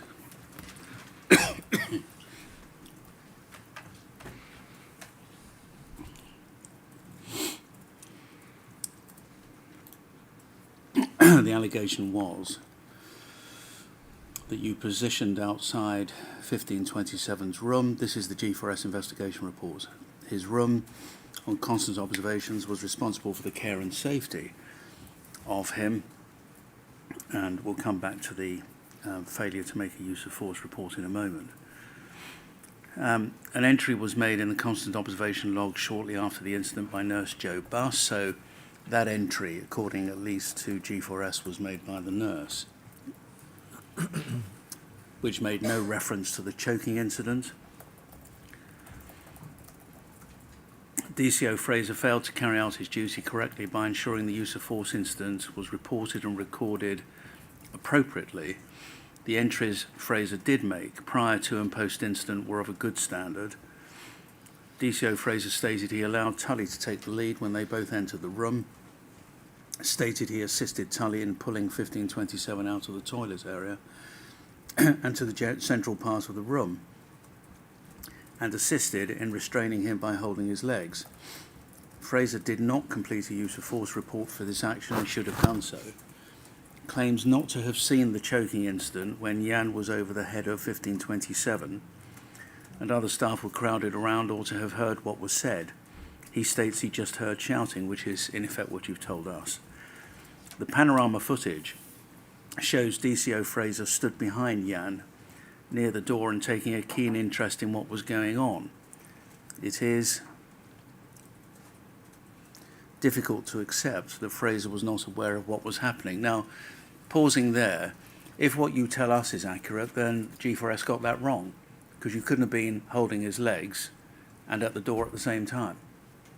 Yeah, this when the more senior staff came into the room, I got up and got out of the way and went Right. and stood by the door. Right, then, well, let's just rewind then so that we're Yeah. absolutely clear. The point at which we know Jan Pashali was effectively straddling 1527's head Correct. and holding his neck. When you talk about the more senior staff, I want to be absolutely clear of this. When did you release the legs and walk to the door? When the regular, let's say E-wing staff Yeah. came in. Yeah. Well, who do you have in mind? The regular face. I'm terrible with names. All right. Okay. In general, I'm terrible with Well, names. is Jan Pashali one of them? Jan was there, yes. He was on the head. I Yeah. remember that Yeah. for sure. Right. Pause there. Yeah. You remembered Jan being on the head. Picture in your mind, where were you when you saw him being on the head? Where were you? I was behind him. Behind him. Yeah. I So- was by right. the doorway by then. Fine. So at that point, Jan Pashali's back was to you. Yeah. He was leaning over, or on straddling, Yeah. 1527's head. And when he leant over and whispered those words, you were behind Jan Pashali all the time. Is that- Yes. so you weren't on the legs. No, I was off of the legs by then. Right. So we're clear about it, and you must have seen this on the footage, and if need be, we can watch it, and in fact, maybe we will. At the point at which Jan Pashali had his hands on the neck, yes? Yeah. And the point at which Jan Pashali uttered the words I showed you just before we broke, Yeah. and asked you questions about it, at that point, you were behind him. Yeah. But not like standing over him. No. No. Well, it's important we understand what you're telling us, because before the break, Yeah. maybe it was my fault, but before the break, it rather sounded as if when Jan was doing all of that, you were still on the legs. This is what I'm saying. By then I was by the doorway. Right. Yeah. Well, let's just see if we can play. Okay.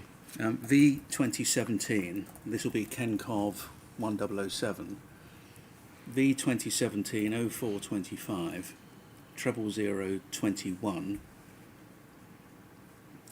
Let's see if we can start from about 0712.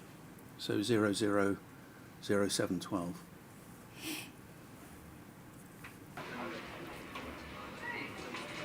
You right?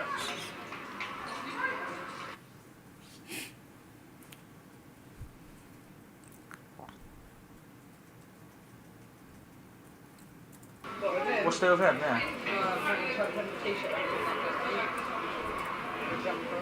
So this is the first part of the incident. Okay. We're talking about. That needs to be 0712. 000712. Please. That was the first part of the incident. They just pause there, Zainab. You can see the clock. See the clock on the wall? Yeah. Mm-hmm. It's 7:30. Mm-hmm. So we can say that when they're talking here about the first part of the incident where he tied a ligature around his neck, when your fish knife was used, had to take place some time before 7:30. Right. Let's carry on.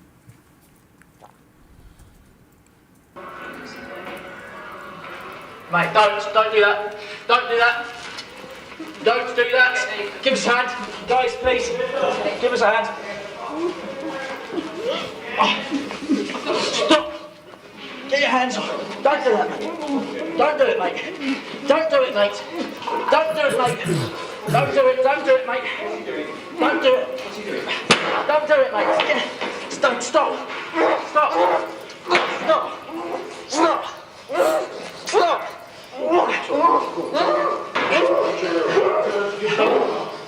Stop. Pause there, please, Anna. This is Jan Pashali's left thigh. That's 1527 on the ground with his face up. So that's the gentleman's face. Yeah. Okay. Okay. And this is Jan Pashali's left hand Yeah. on his throat, to the left of the screen. So should we understand by this time, Jan Pashali having arrived on the scene, Yeah. you have now gone and walked round to the door? Yeah. Right. Carry on, please. The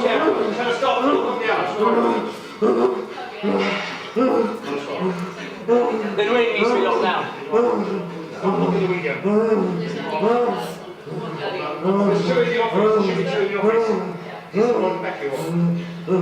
No, he didn't. Sorry? I don't think he had anything with him. We couldn't really see. I was just moving in. I don't know. Yeah. I couldn't see. I literally just went to look at him then and he was doing it. Nathan just asked me to come in and look. Relax, relax. Relax. Relax. Fucking piece of shit. I'm gonna put you to fucking sleep. Pause there. Did you hear the way he said that? Mm-hmm. Didn't sound very de-escalating, did it? Could it be that he said it like that to get him to calm down? Are you not prepared, Mr. Fraser, to accept that that was a threat? I mean, think of the circumstances. Yeah. He's not talking to him face to face. He's got his hands round his throat. And I'm going to put you to fucking sleep. Are you not prepared to accept that that was a threat?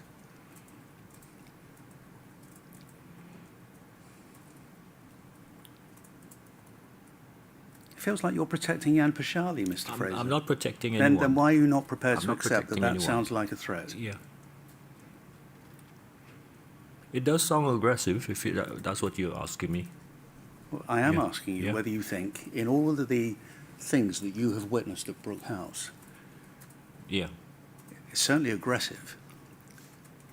I'm going to put you to fucking sleep is a threat, isn't it? Don't you think? Yeah. Let's carry on. Jan, easy. Pause there, Simon. You hear this squeaking sound as if his throat's being constricted. Do you hear that? Is that use of force, Mr. Fraser? Is that an accepted technique where you press your thumbs into somebody's windpipe?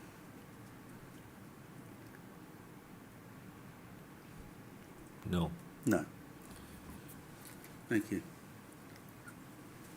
Is this one of the battery? No. It's clear. Stop there. Let's just rewind a few seconds, please. We're at 8:47 on screen. I just want to go back about two. Yeah, that would be fine. And pause there. I just want you, and I'm going to do it this way. Okay. While you are doing that, in your bundle, at tab 17, don't put it up on screen, thanks, I know. This, you want me to look? In your bundle, yeah, I want you to 17.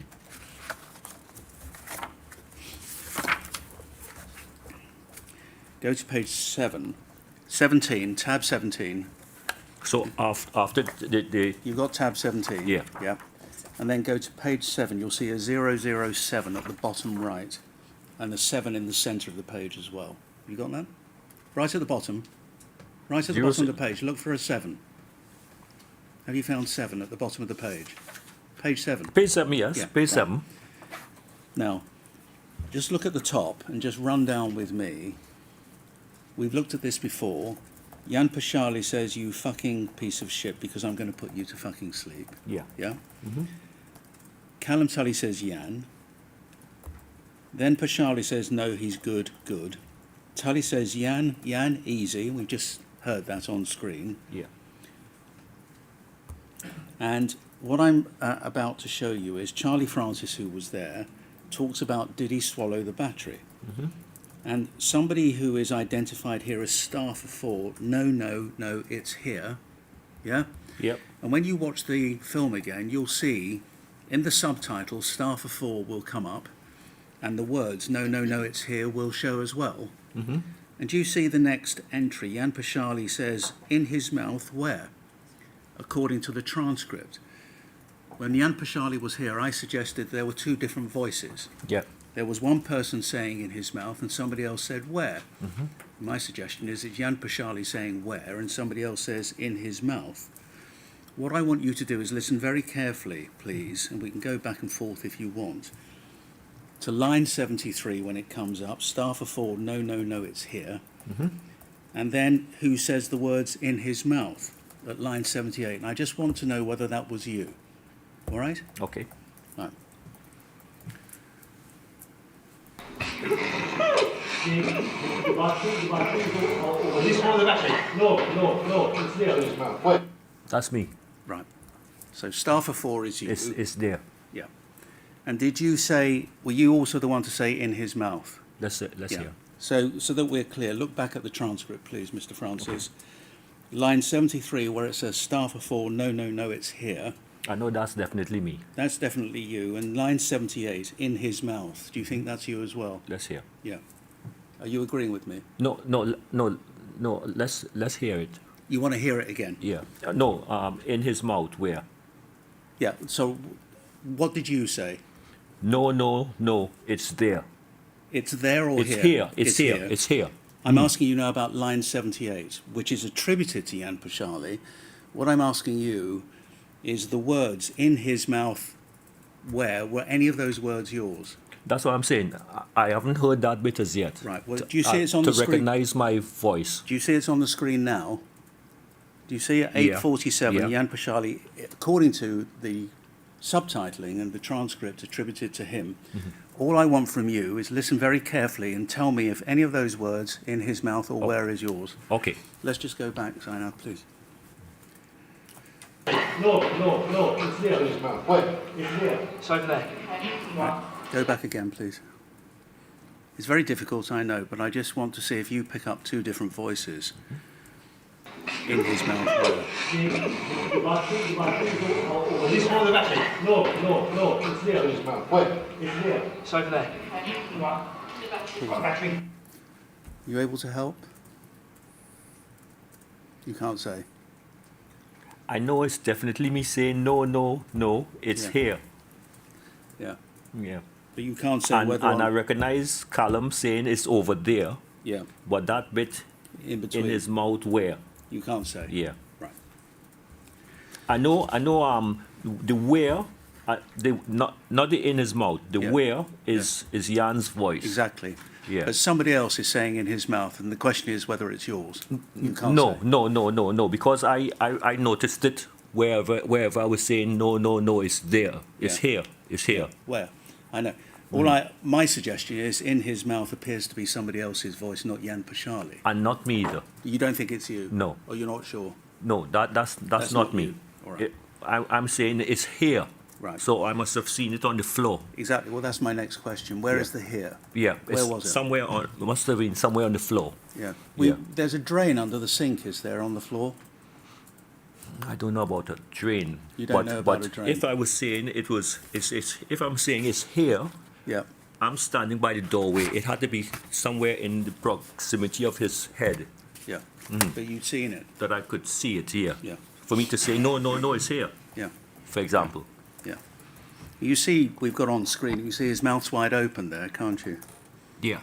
Yeah. And you're not saying you saw a battery come out of his mouth, are you, Mr. Fraser? No, I'm not saying you're that. not. No. Nor is anybody else, for that matter. No.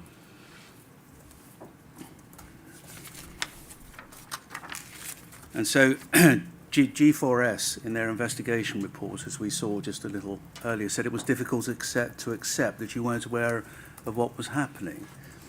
So that we're clear, from your perspective, you had no idea, just look at the left arm, you had no idea that he had his hands around his neck? I was up here. So you couldn't see any of that? No.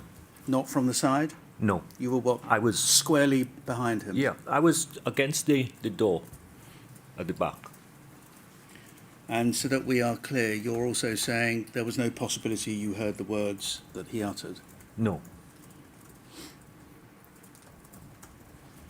So when G4S said it was difficult to accept, you were unaware of what was happening, you disagree with them? Yeah. Have you still got the transcript open? Yes. Because if you go to the next page, I'm going to ask you about something else that occurred. Immediately after, and we'll see in a few seconds, Charlie Francis begins calling 1527 names. He calls him a tool in line 2, an idiot in line 8, calls him a tool again in line 25. On the next page, page 9, at the bottom, line 46, he says we're getting bored. In the top right-hand column, lines 51 and 52, we're getting bored with this now. Line 57 and 58, are you a man or a mouse? And line 64, come on, stop being a baby. Do you have any view about the propriety in the circumstances of saying those things to him? I don't know what that would have been about. Well, it's about him. With his behavior. Behaviour. His behavior. Yeah. So yeah. do you think that was appropriate and professional? I guess it depends on the relationship they had with the detainee. So it all depends on context. Yeah. Right, well, let's just watch it so you can hear it. Okay. Right.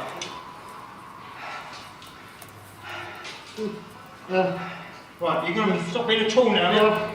You're going to stop being an idiot. Yes or no? Yes or no? Yes or no? Right.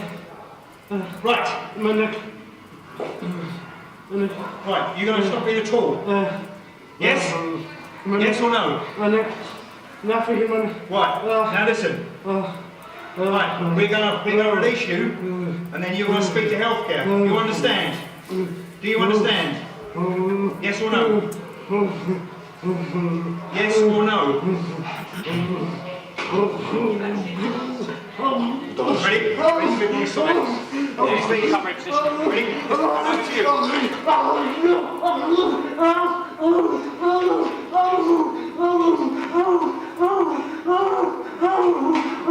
Why is he out of his cell? I apologise, just because we only have about 40 minutes left, so I just want to save the time, if I may. But you see anything wrong with that, or you think it was fine in the circumstances? Tool, idiot, and he comes on to say man or a mouse, don't be a baby, or stop being a baby, and all the rest of it. Before that last bit, I thought everything was de-escalating while looking at it when he was breathing heavily. Yeah. Yeah. And he was also complaining about my neck, Yeah. wasn't Well, he? from what I saw there, not in that position, but Jan was more or less cradling the back of his neck at that point when he was complaining about his neck. Yeah.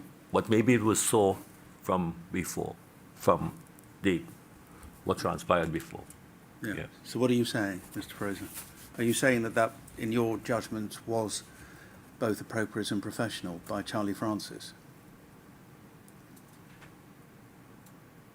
Oh, you mean by him saying? Yeah, tool, idiot, and coming on to say, don't, you a man or a mouse, don't stop being a baby. Do you think that's right? It's not nice to hear, but that could have been the sort of relationship they had. You think so? And if they had no relationship at all, do you think that was appropriate and professional? Then no. No. So it depends on relationships. Yeah.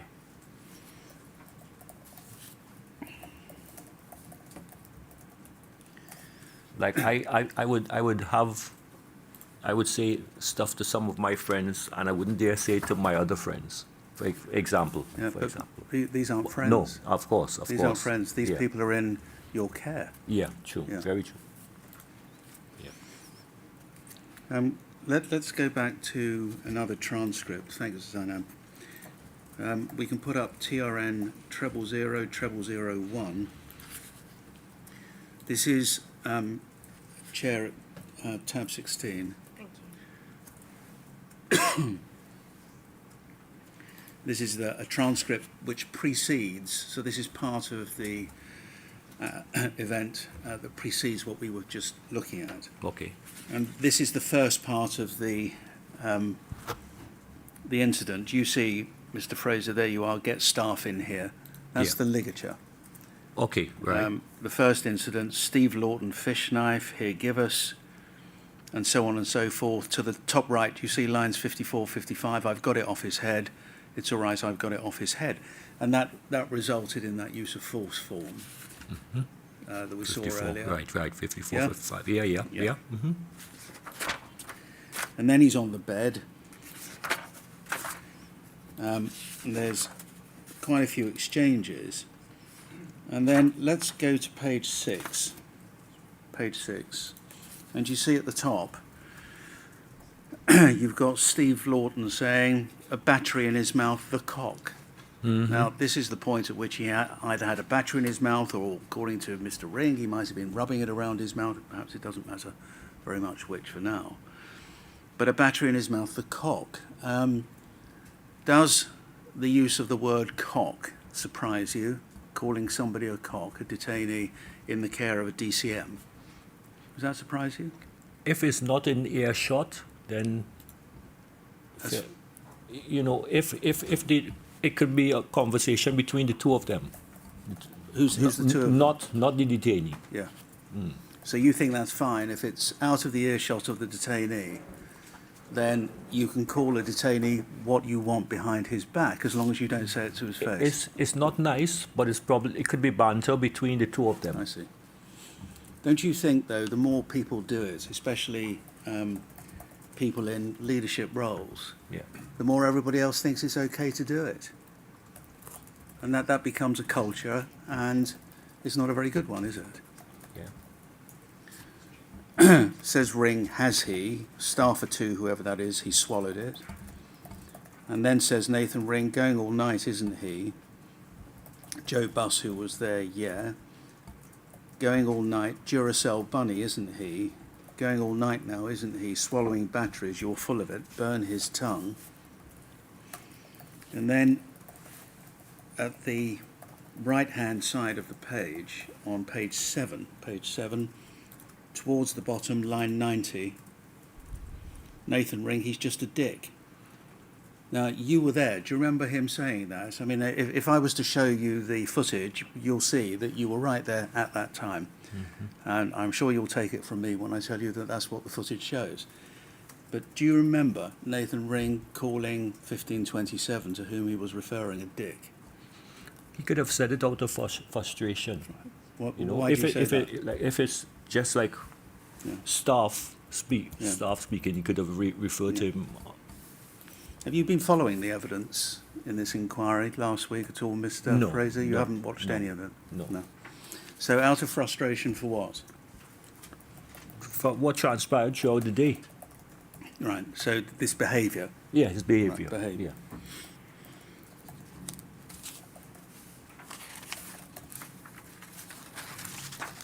How can I look at it? Do you want to look at it? I don't. No, not now. Like, can I go back and look at it? Look at you what? asked me if I've been following it. What you can look at it live and you can look at it as recorded. It's on YouTube. Okay. Right, thank you. All right. It'd be I'm interesting sure to have a some- look. Somebody from the solicitor's office will be only too pleased to let you know, Mr. Fraser. I was more interested in whether you watched it live last week at all. Okay, no. At the end of all of this, do you remember I showed you in the observation notes about a note, the last note, in fact, that Jan Pashali made on the 25th at 10 minutes past 9 in the evening, where he, having allowed him a shower, according to the note, it simply says, after some earlier words, said sorry. Mm-hmm. Did you actually see... Did you see that? Yes. The apology? Yes. Why yes. were you there? I went to say goodbye Yeah. at the end of my shift. And who said sorry to whom? The gentleman said sorry to and Jan. was that because he wanted to have a shower? He said sorry. Yes. Yeah. So he said sorry because he wanted a shower. If we go back momentarily, please, to CJS 005964 at page 2, tab 4. Right at the bottom. Allowed out for a shower while everyone else was locked up for roll count, in his room praying, said sorry. I think you said at some point that you saw them shake hands. Yes. When was that? When they were speaking. Yeah. Yeah. Did you see them hug each other?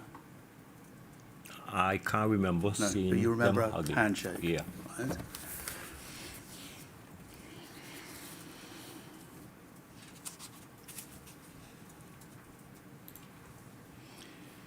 Now, if we go back, please, to CJS 004301, tab 6, which is the G4S investigation report. Go to page 3, please. Right at the top, there was no subsequent use of force report. You see that 3 lines down from the top under the heading allegation 1? That's for me. Yeah, Yeah. that's for yeah. you. And then if we turn the page, please, to page 4, this is what I skated over earlier. 4 paragraphs up, DCO Fraser admitted he had applied CNR techniques on 1527 during this incident, quote, sort of, end quote. Attempted to stop him, thrashing around and so on and so forth. And then just below that, in actual fact it's 4 paragraphs up, admitted he did not complete a use of force report covering his involvement in this incident, and commented that at the time he dealt with a lot of incidents that day and never completed one.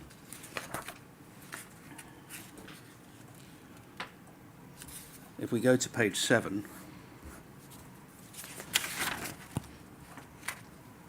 under allegation 1, you'll see in the penultimate paragraph on that page, stated he allowed Tully to take the lead when they both entered the room. Fraser said he assisted Tully in pulling 1527 out of the toilet area into the central part of the room, assisted in restraining him by holding his legs. Fraser did not complete a use of force report for this action, and he should have done.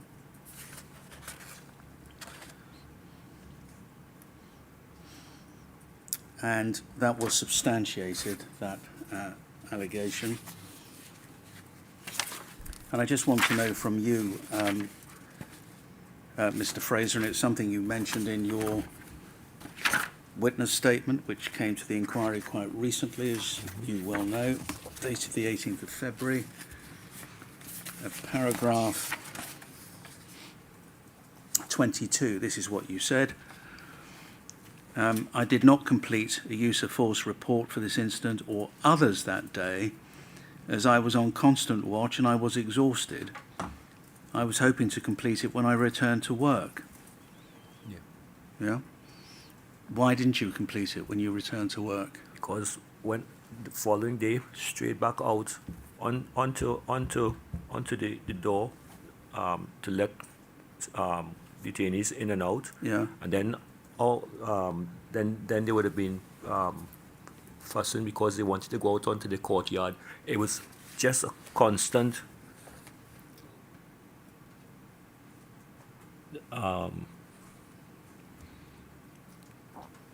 something else to do. I'd be sent to do something else. So I kept putting it off, and I was at fault. I should have found the time somewhere. But yeah.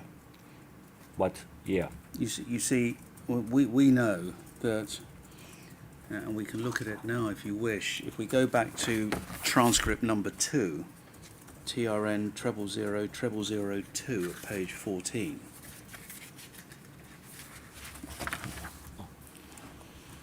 You'll see this is later. This is after the incident we were just looking at.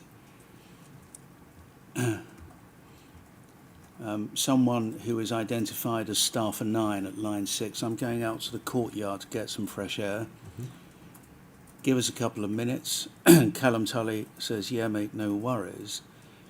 And Pashali, who is addressing Callum Tully at this point, says, as it stands, no use of force.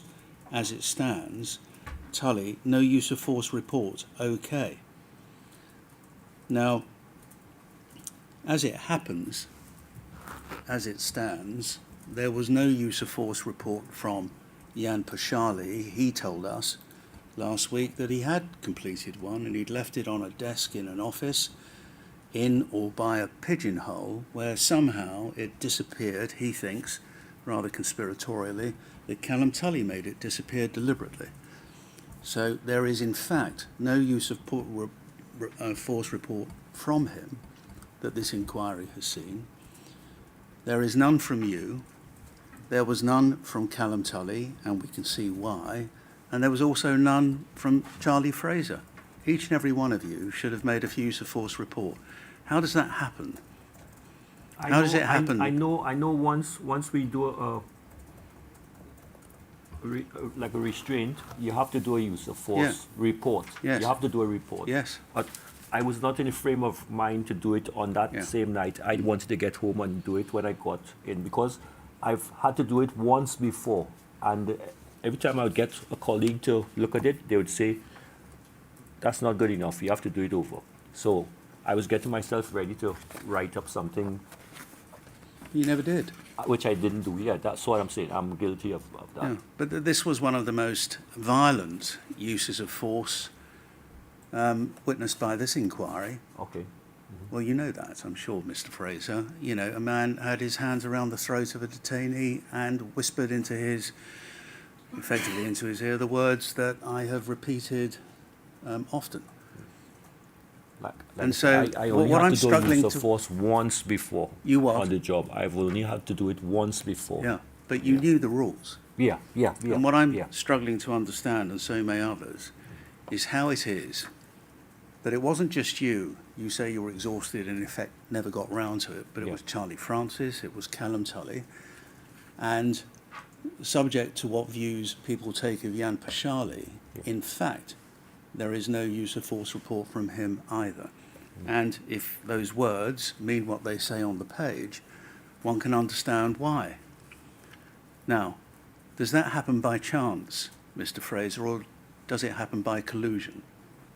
I can't answer for them. I can just say for myself. I was not told not to write a use of force. You see, if you go to tab 7 in your case, Chair, CJS 001107 for us at page 25.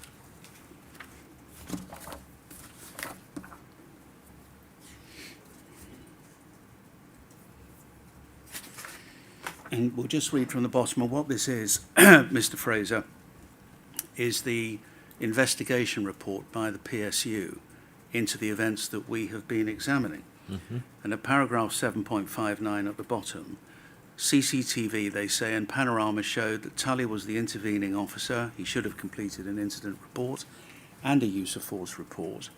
Francis, Pashali and Fraser should have completed an Annex A use of force reports. Pashali stated in his evidence, that's to the PSU, that he did not discuss the writing reports with anyone other than Tully, who kept asking him whether to write a report. Well, there's no evidence of that on the face of this transcript. He volunteered it. Pashali maintained that he did complete an incident report, not a use of force report, but an incident report, which is what his evidence was, if I remember it, which he said he left in the E-Wing office. And this is what he told the PSU as he told the inquiry, that he believed Tully then disposed of it. However, Pashali's evidence was not considered a truthful account, at the top of the page, of what happened, and no incident reports or use of force report written by Pashali or any other officer was identified. Fraser and Francis were asked why they didn't complete use of force reports during their interview with G4S. Neither officer provided a satisfactory answer, although they both agreed they should have. Both stated there was no collusion. They were not told by Pashali not to complete the report. Immediately following the incident, 2 managers, Dixon Yates, came to 1527's room to check his ACDT. Not one of the 4 DCOs informed them of the use of force that had just occurred, even though this usual procedure, probably is missing a verb there, and it would be a natural reaction to talk about a stressful incident immediately afterwards as a reaction to the adrenaline and stress. Instead, they all appeared to have remained silent, and therefore it seemed more likely than not that there was some consensus that the event was not disclosed, although the motivation for each officer was not known. Once an incident report is submitted, the duty manager will ensure each officer completes a use of force report, and the duty manager will notify the Home Office and other relevant authorities of the incident.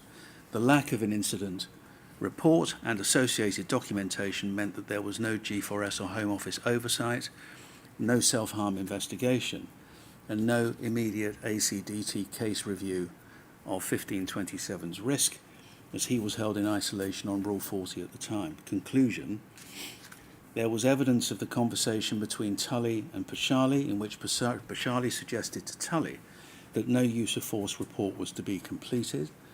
The other officers deny there was any agreement not to write a use of force report, but it seemed more than a coincidence that Francis and Fraser would both decide in isolation not to write a use of force report against policy. All officers therefore failed to comply with the detention centre rules. It was Tully, not Pashali, who advised Bus not to refer to the restraint, and he didn't correct her or ask her to include the restraint in her records when she read this to him. It's not to say that Bus had to oblige. She did record the 2 incidents of self-harm on the 25th, although her records were vague, and it appeared this was done with the intention not to raise attention to the restraint used on 1527. Therefore, it was considered on the balance of probabilities that there was collusion by the G4S staff not to record the events in accordance with policy and procedure, and therefore the allegation is substantiated. What do you say about that, Mr. Fraser? What the PSU concluded on the balance of probabilities was you'd all got your heads together. Did not. There was also a suggestion in another transcript, which I won't show you unless I have to, that DCM Dix was also involved in giving the okay for nothing to be written up. Do you know anything about that? No. Finally, let me come to one other matter which you'll be well aware of, and this relates to D1527 once again, but we go forwards now to the 4th of May of 2017, some 10 days or so after the events we have just been looking at. I'd like to, first of all, invite your attention before we do to a transcript which we have, and Chair, you will find behind tab 21, TRN 0000099 at page 15.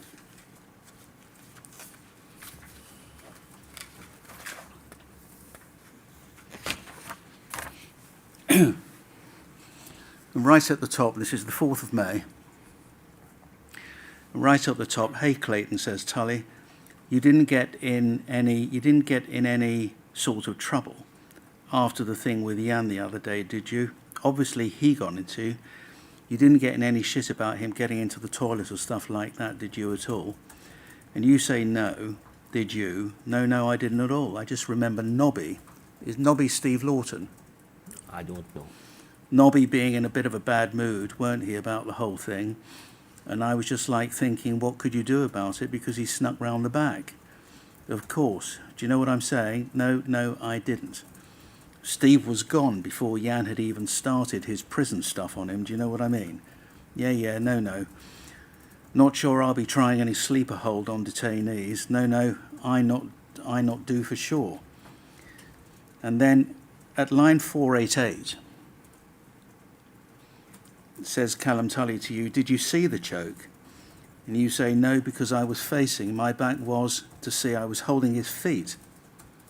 Oh, right, I see. Yeah. I had his feet. I start facing that way, and the footage shows you turning to face away from Tully. So I was looking back like that, but I couldn't see down like that. Yeah, that's fair enough. It was actually struggling to hold. You seem to be saying to him there that you didn't see the chokehold, as it's being called, because you were still on his legs, whereas you were telling us when that happened, you were by the door. As soon as the guys got in, so they would have gotten into position, I would have gotten up and went to the doorway. So you don't see any inconsistency in what you're saying there with what you've told us? You don't see any difference?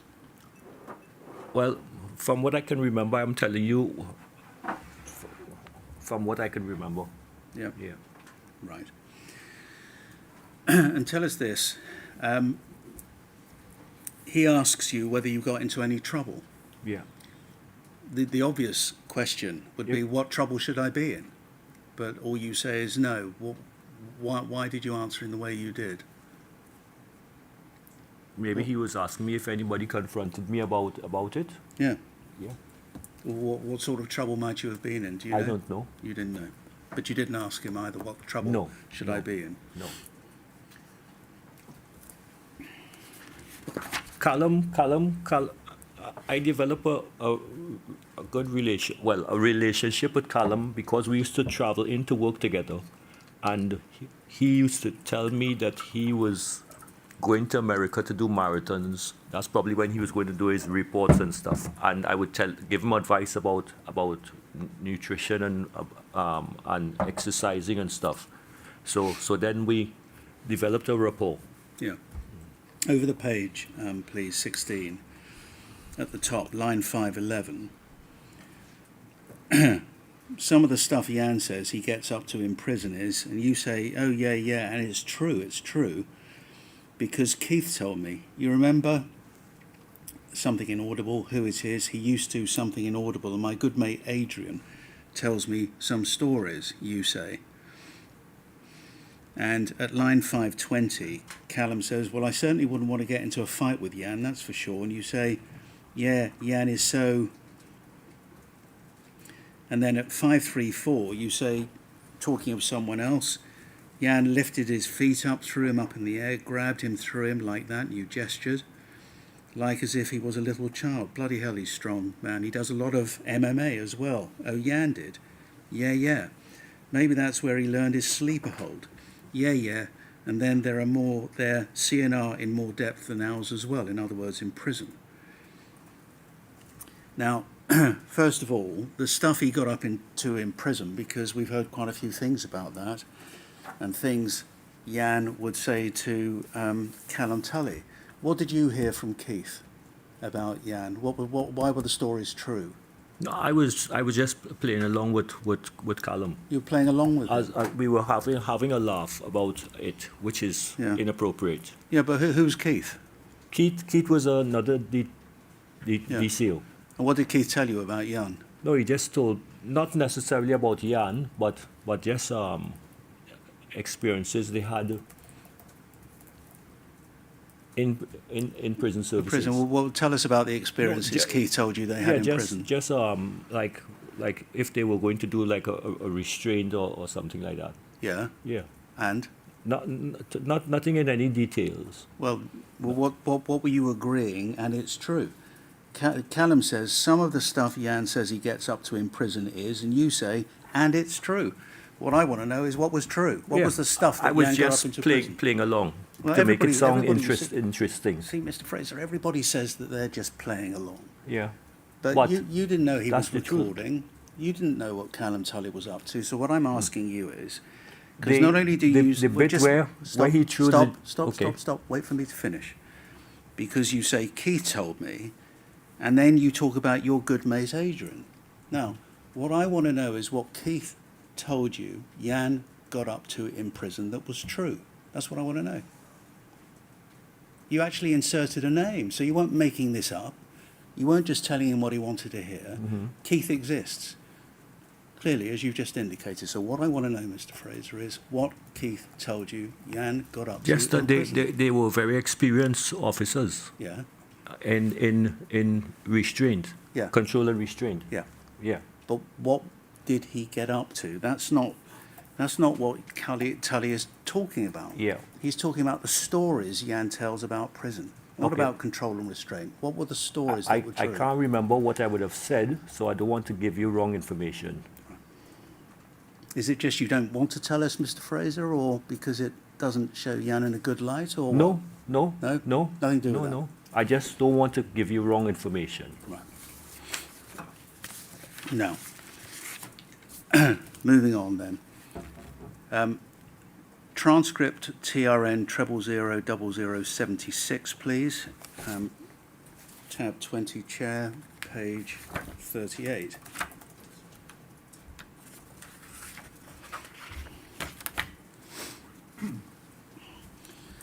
Now, this is the 4th of May. You'll remember, Mr. Fraser, D1527 was protesting on the netting. And right at the top, Callum, you're right, mate, guess who, eh? What's the best way to deal with somebody like this? And you'll remember this answer, Mr. Fraser, because you've been asked about it more than once. What Jan did. What had Jan done? Restraint. Restrain. I said that to Callum in a joke. Yeah. And I say inappropriate things at times. Yeah. I'd regret it. Did you accept that you laughed as you said it? Yes. I mean, we can That's actually... a nervous reaction that I have. No, we can actually see it. It'll only take a minute. Yeah. I wonder, Zainab, if we can put up Ken Cov I prefer not to see it, but okay. 1012 V2017 Yeah. 0504 00022 clip 2. This was at the end of the show. Just wait.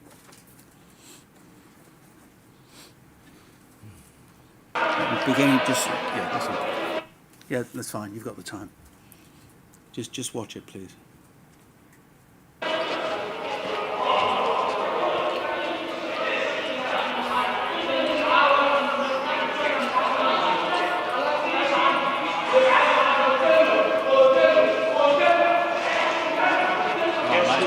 Guess who I am? What is the best way to deal with someone? What Jan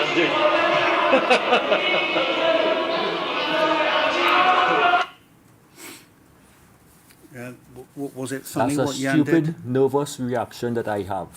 Yeah. Well, what did Jan do, Mr. Well, Fraser, for you to say that? by then it was common gossip that Jan restrained the gentleman by his neck. Say that again. I missed that. He restrained the gentleman incorrectly. Incorrectly. Yeah. He restrained the gentleman by putting his hands that around was his... gossip. Yeah. Mr. I Fraser. didn't see it firsthand. Well, you've anticipated my question, Yeah. how you knew what Jan Yeah. had done. But you didn't see it, so this was what gossip. Yeah.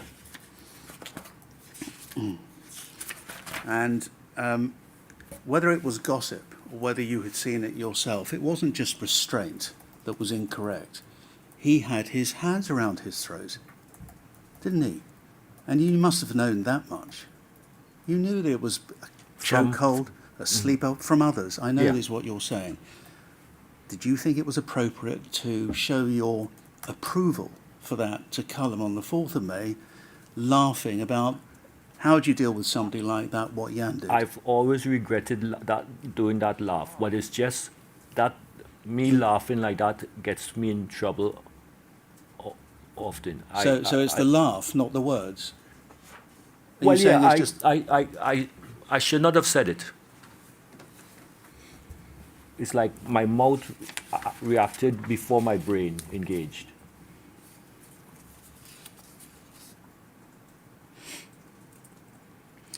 the Professional Standards Unit found those words derogatory and unprofessional? Do you remember that? The Professional Standards Unit. I'll just reference. That would have been the second interview I went to. No, because you weren't interviewed by the PSU. You didn't engage with them. But this Okay. is the long document we looked at before. Okay, okay. CJS 001107. It's at pages 26 to 27, paragraph 7.70 to 7.74. We don't have to look at it. But they considered the words suggested that you had seen what Jan Pashali had done, despite your denials. We've heard your evidence. You say you've picked it all up from rumours. But nonetheless, they found the words derogatory and unprofessional towards D1527. Do you agree with that? Do you accept it? Yeah, like I said, I was completely wrong there, where that was concerned. Yeah.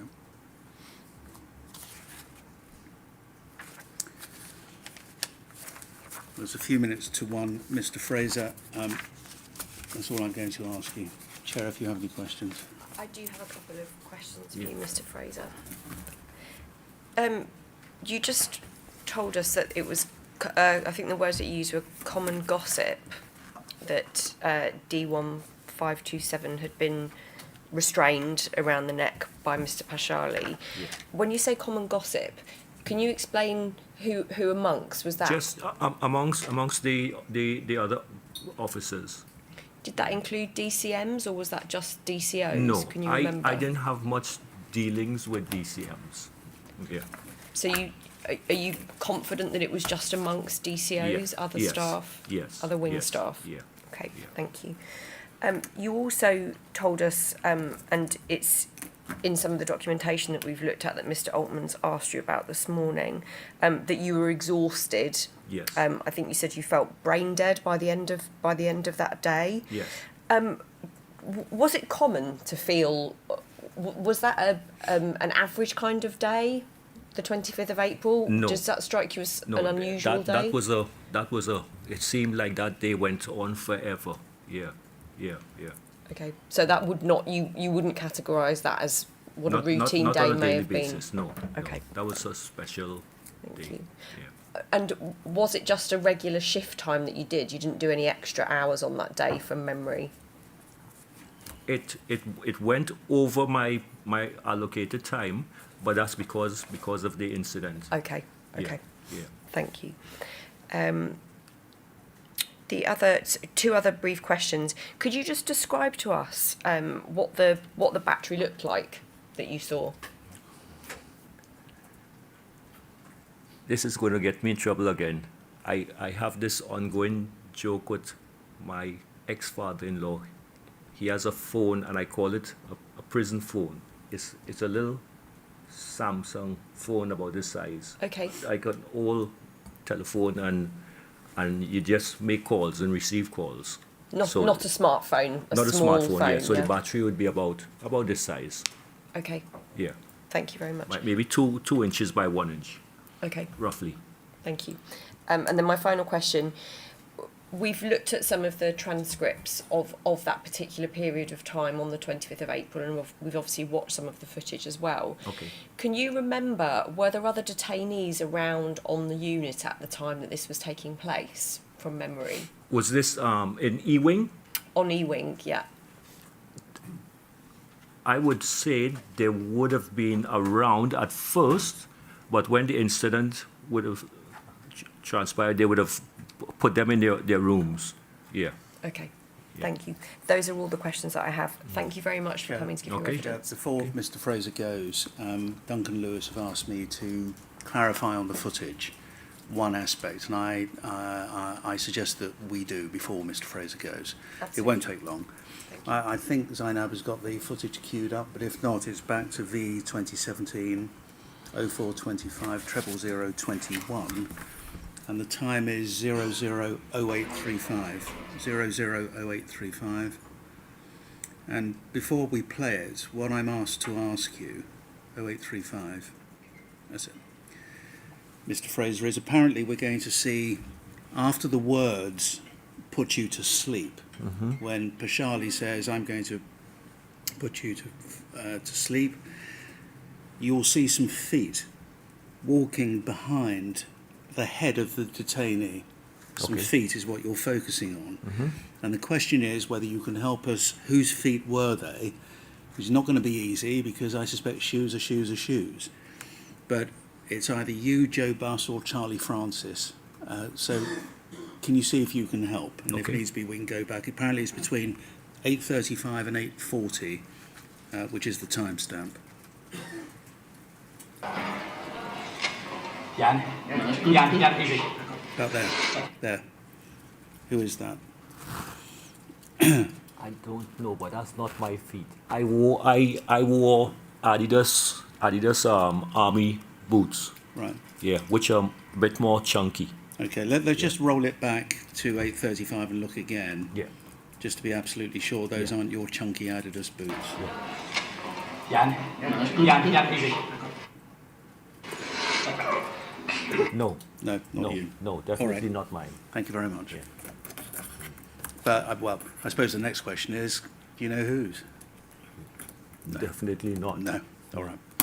Well, it's not an identification parade I, of shoes. I can show you what my shoes No, look no, like. Yeah. I'm not going to ask you to go that far, but thank you for the offer. Okay. Thank you, Mr. Fraser. Thank you. Thank you for your evidence. Okay. I know it's not an easy experience. I'm grateful for you coming and providing Pleasure. your evidence today. Thank you. We will be returning at 2 o'clock. Thank you. Yeah. All right.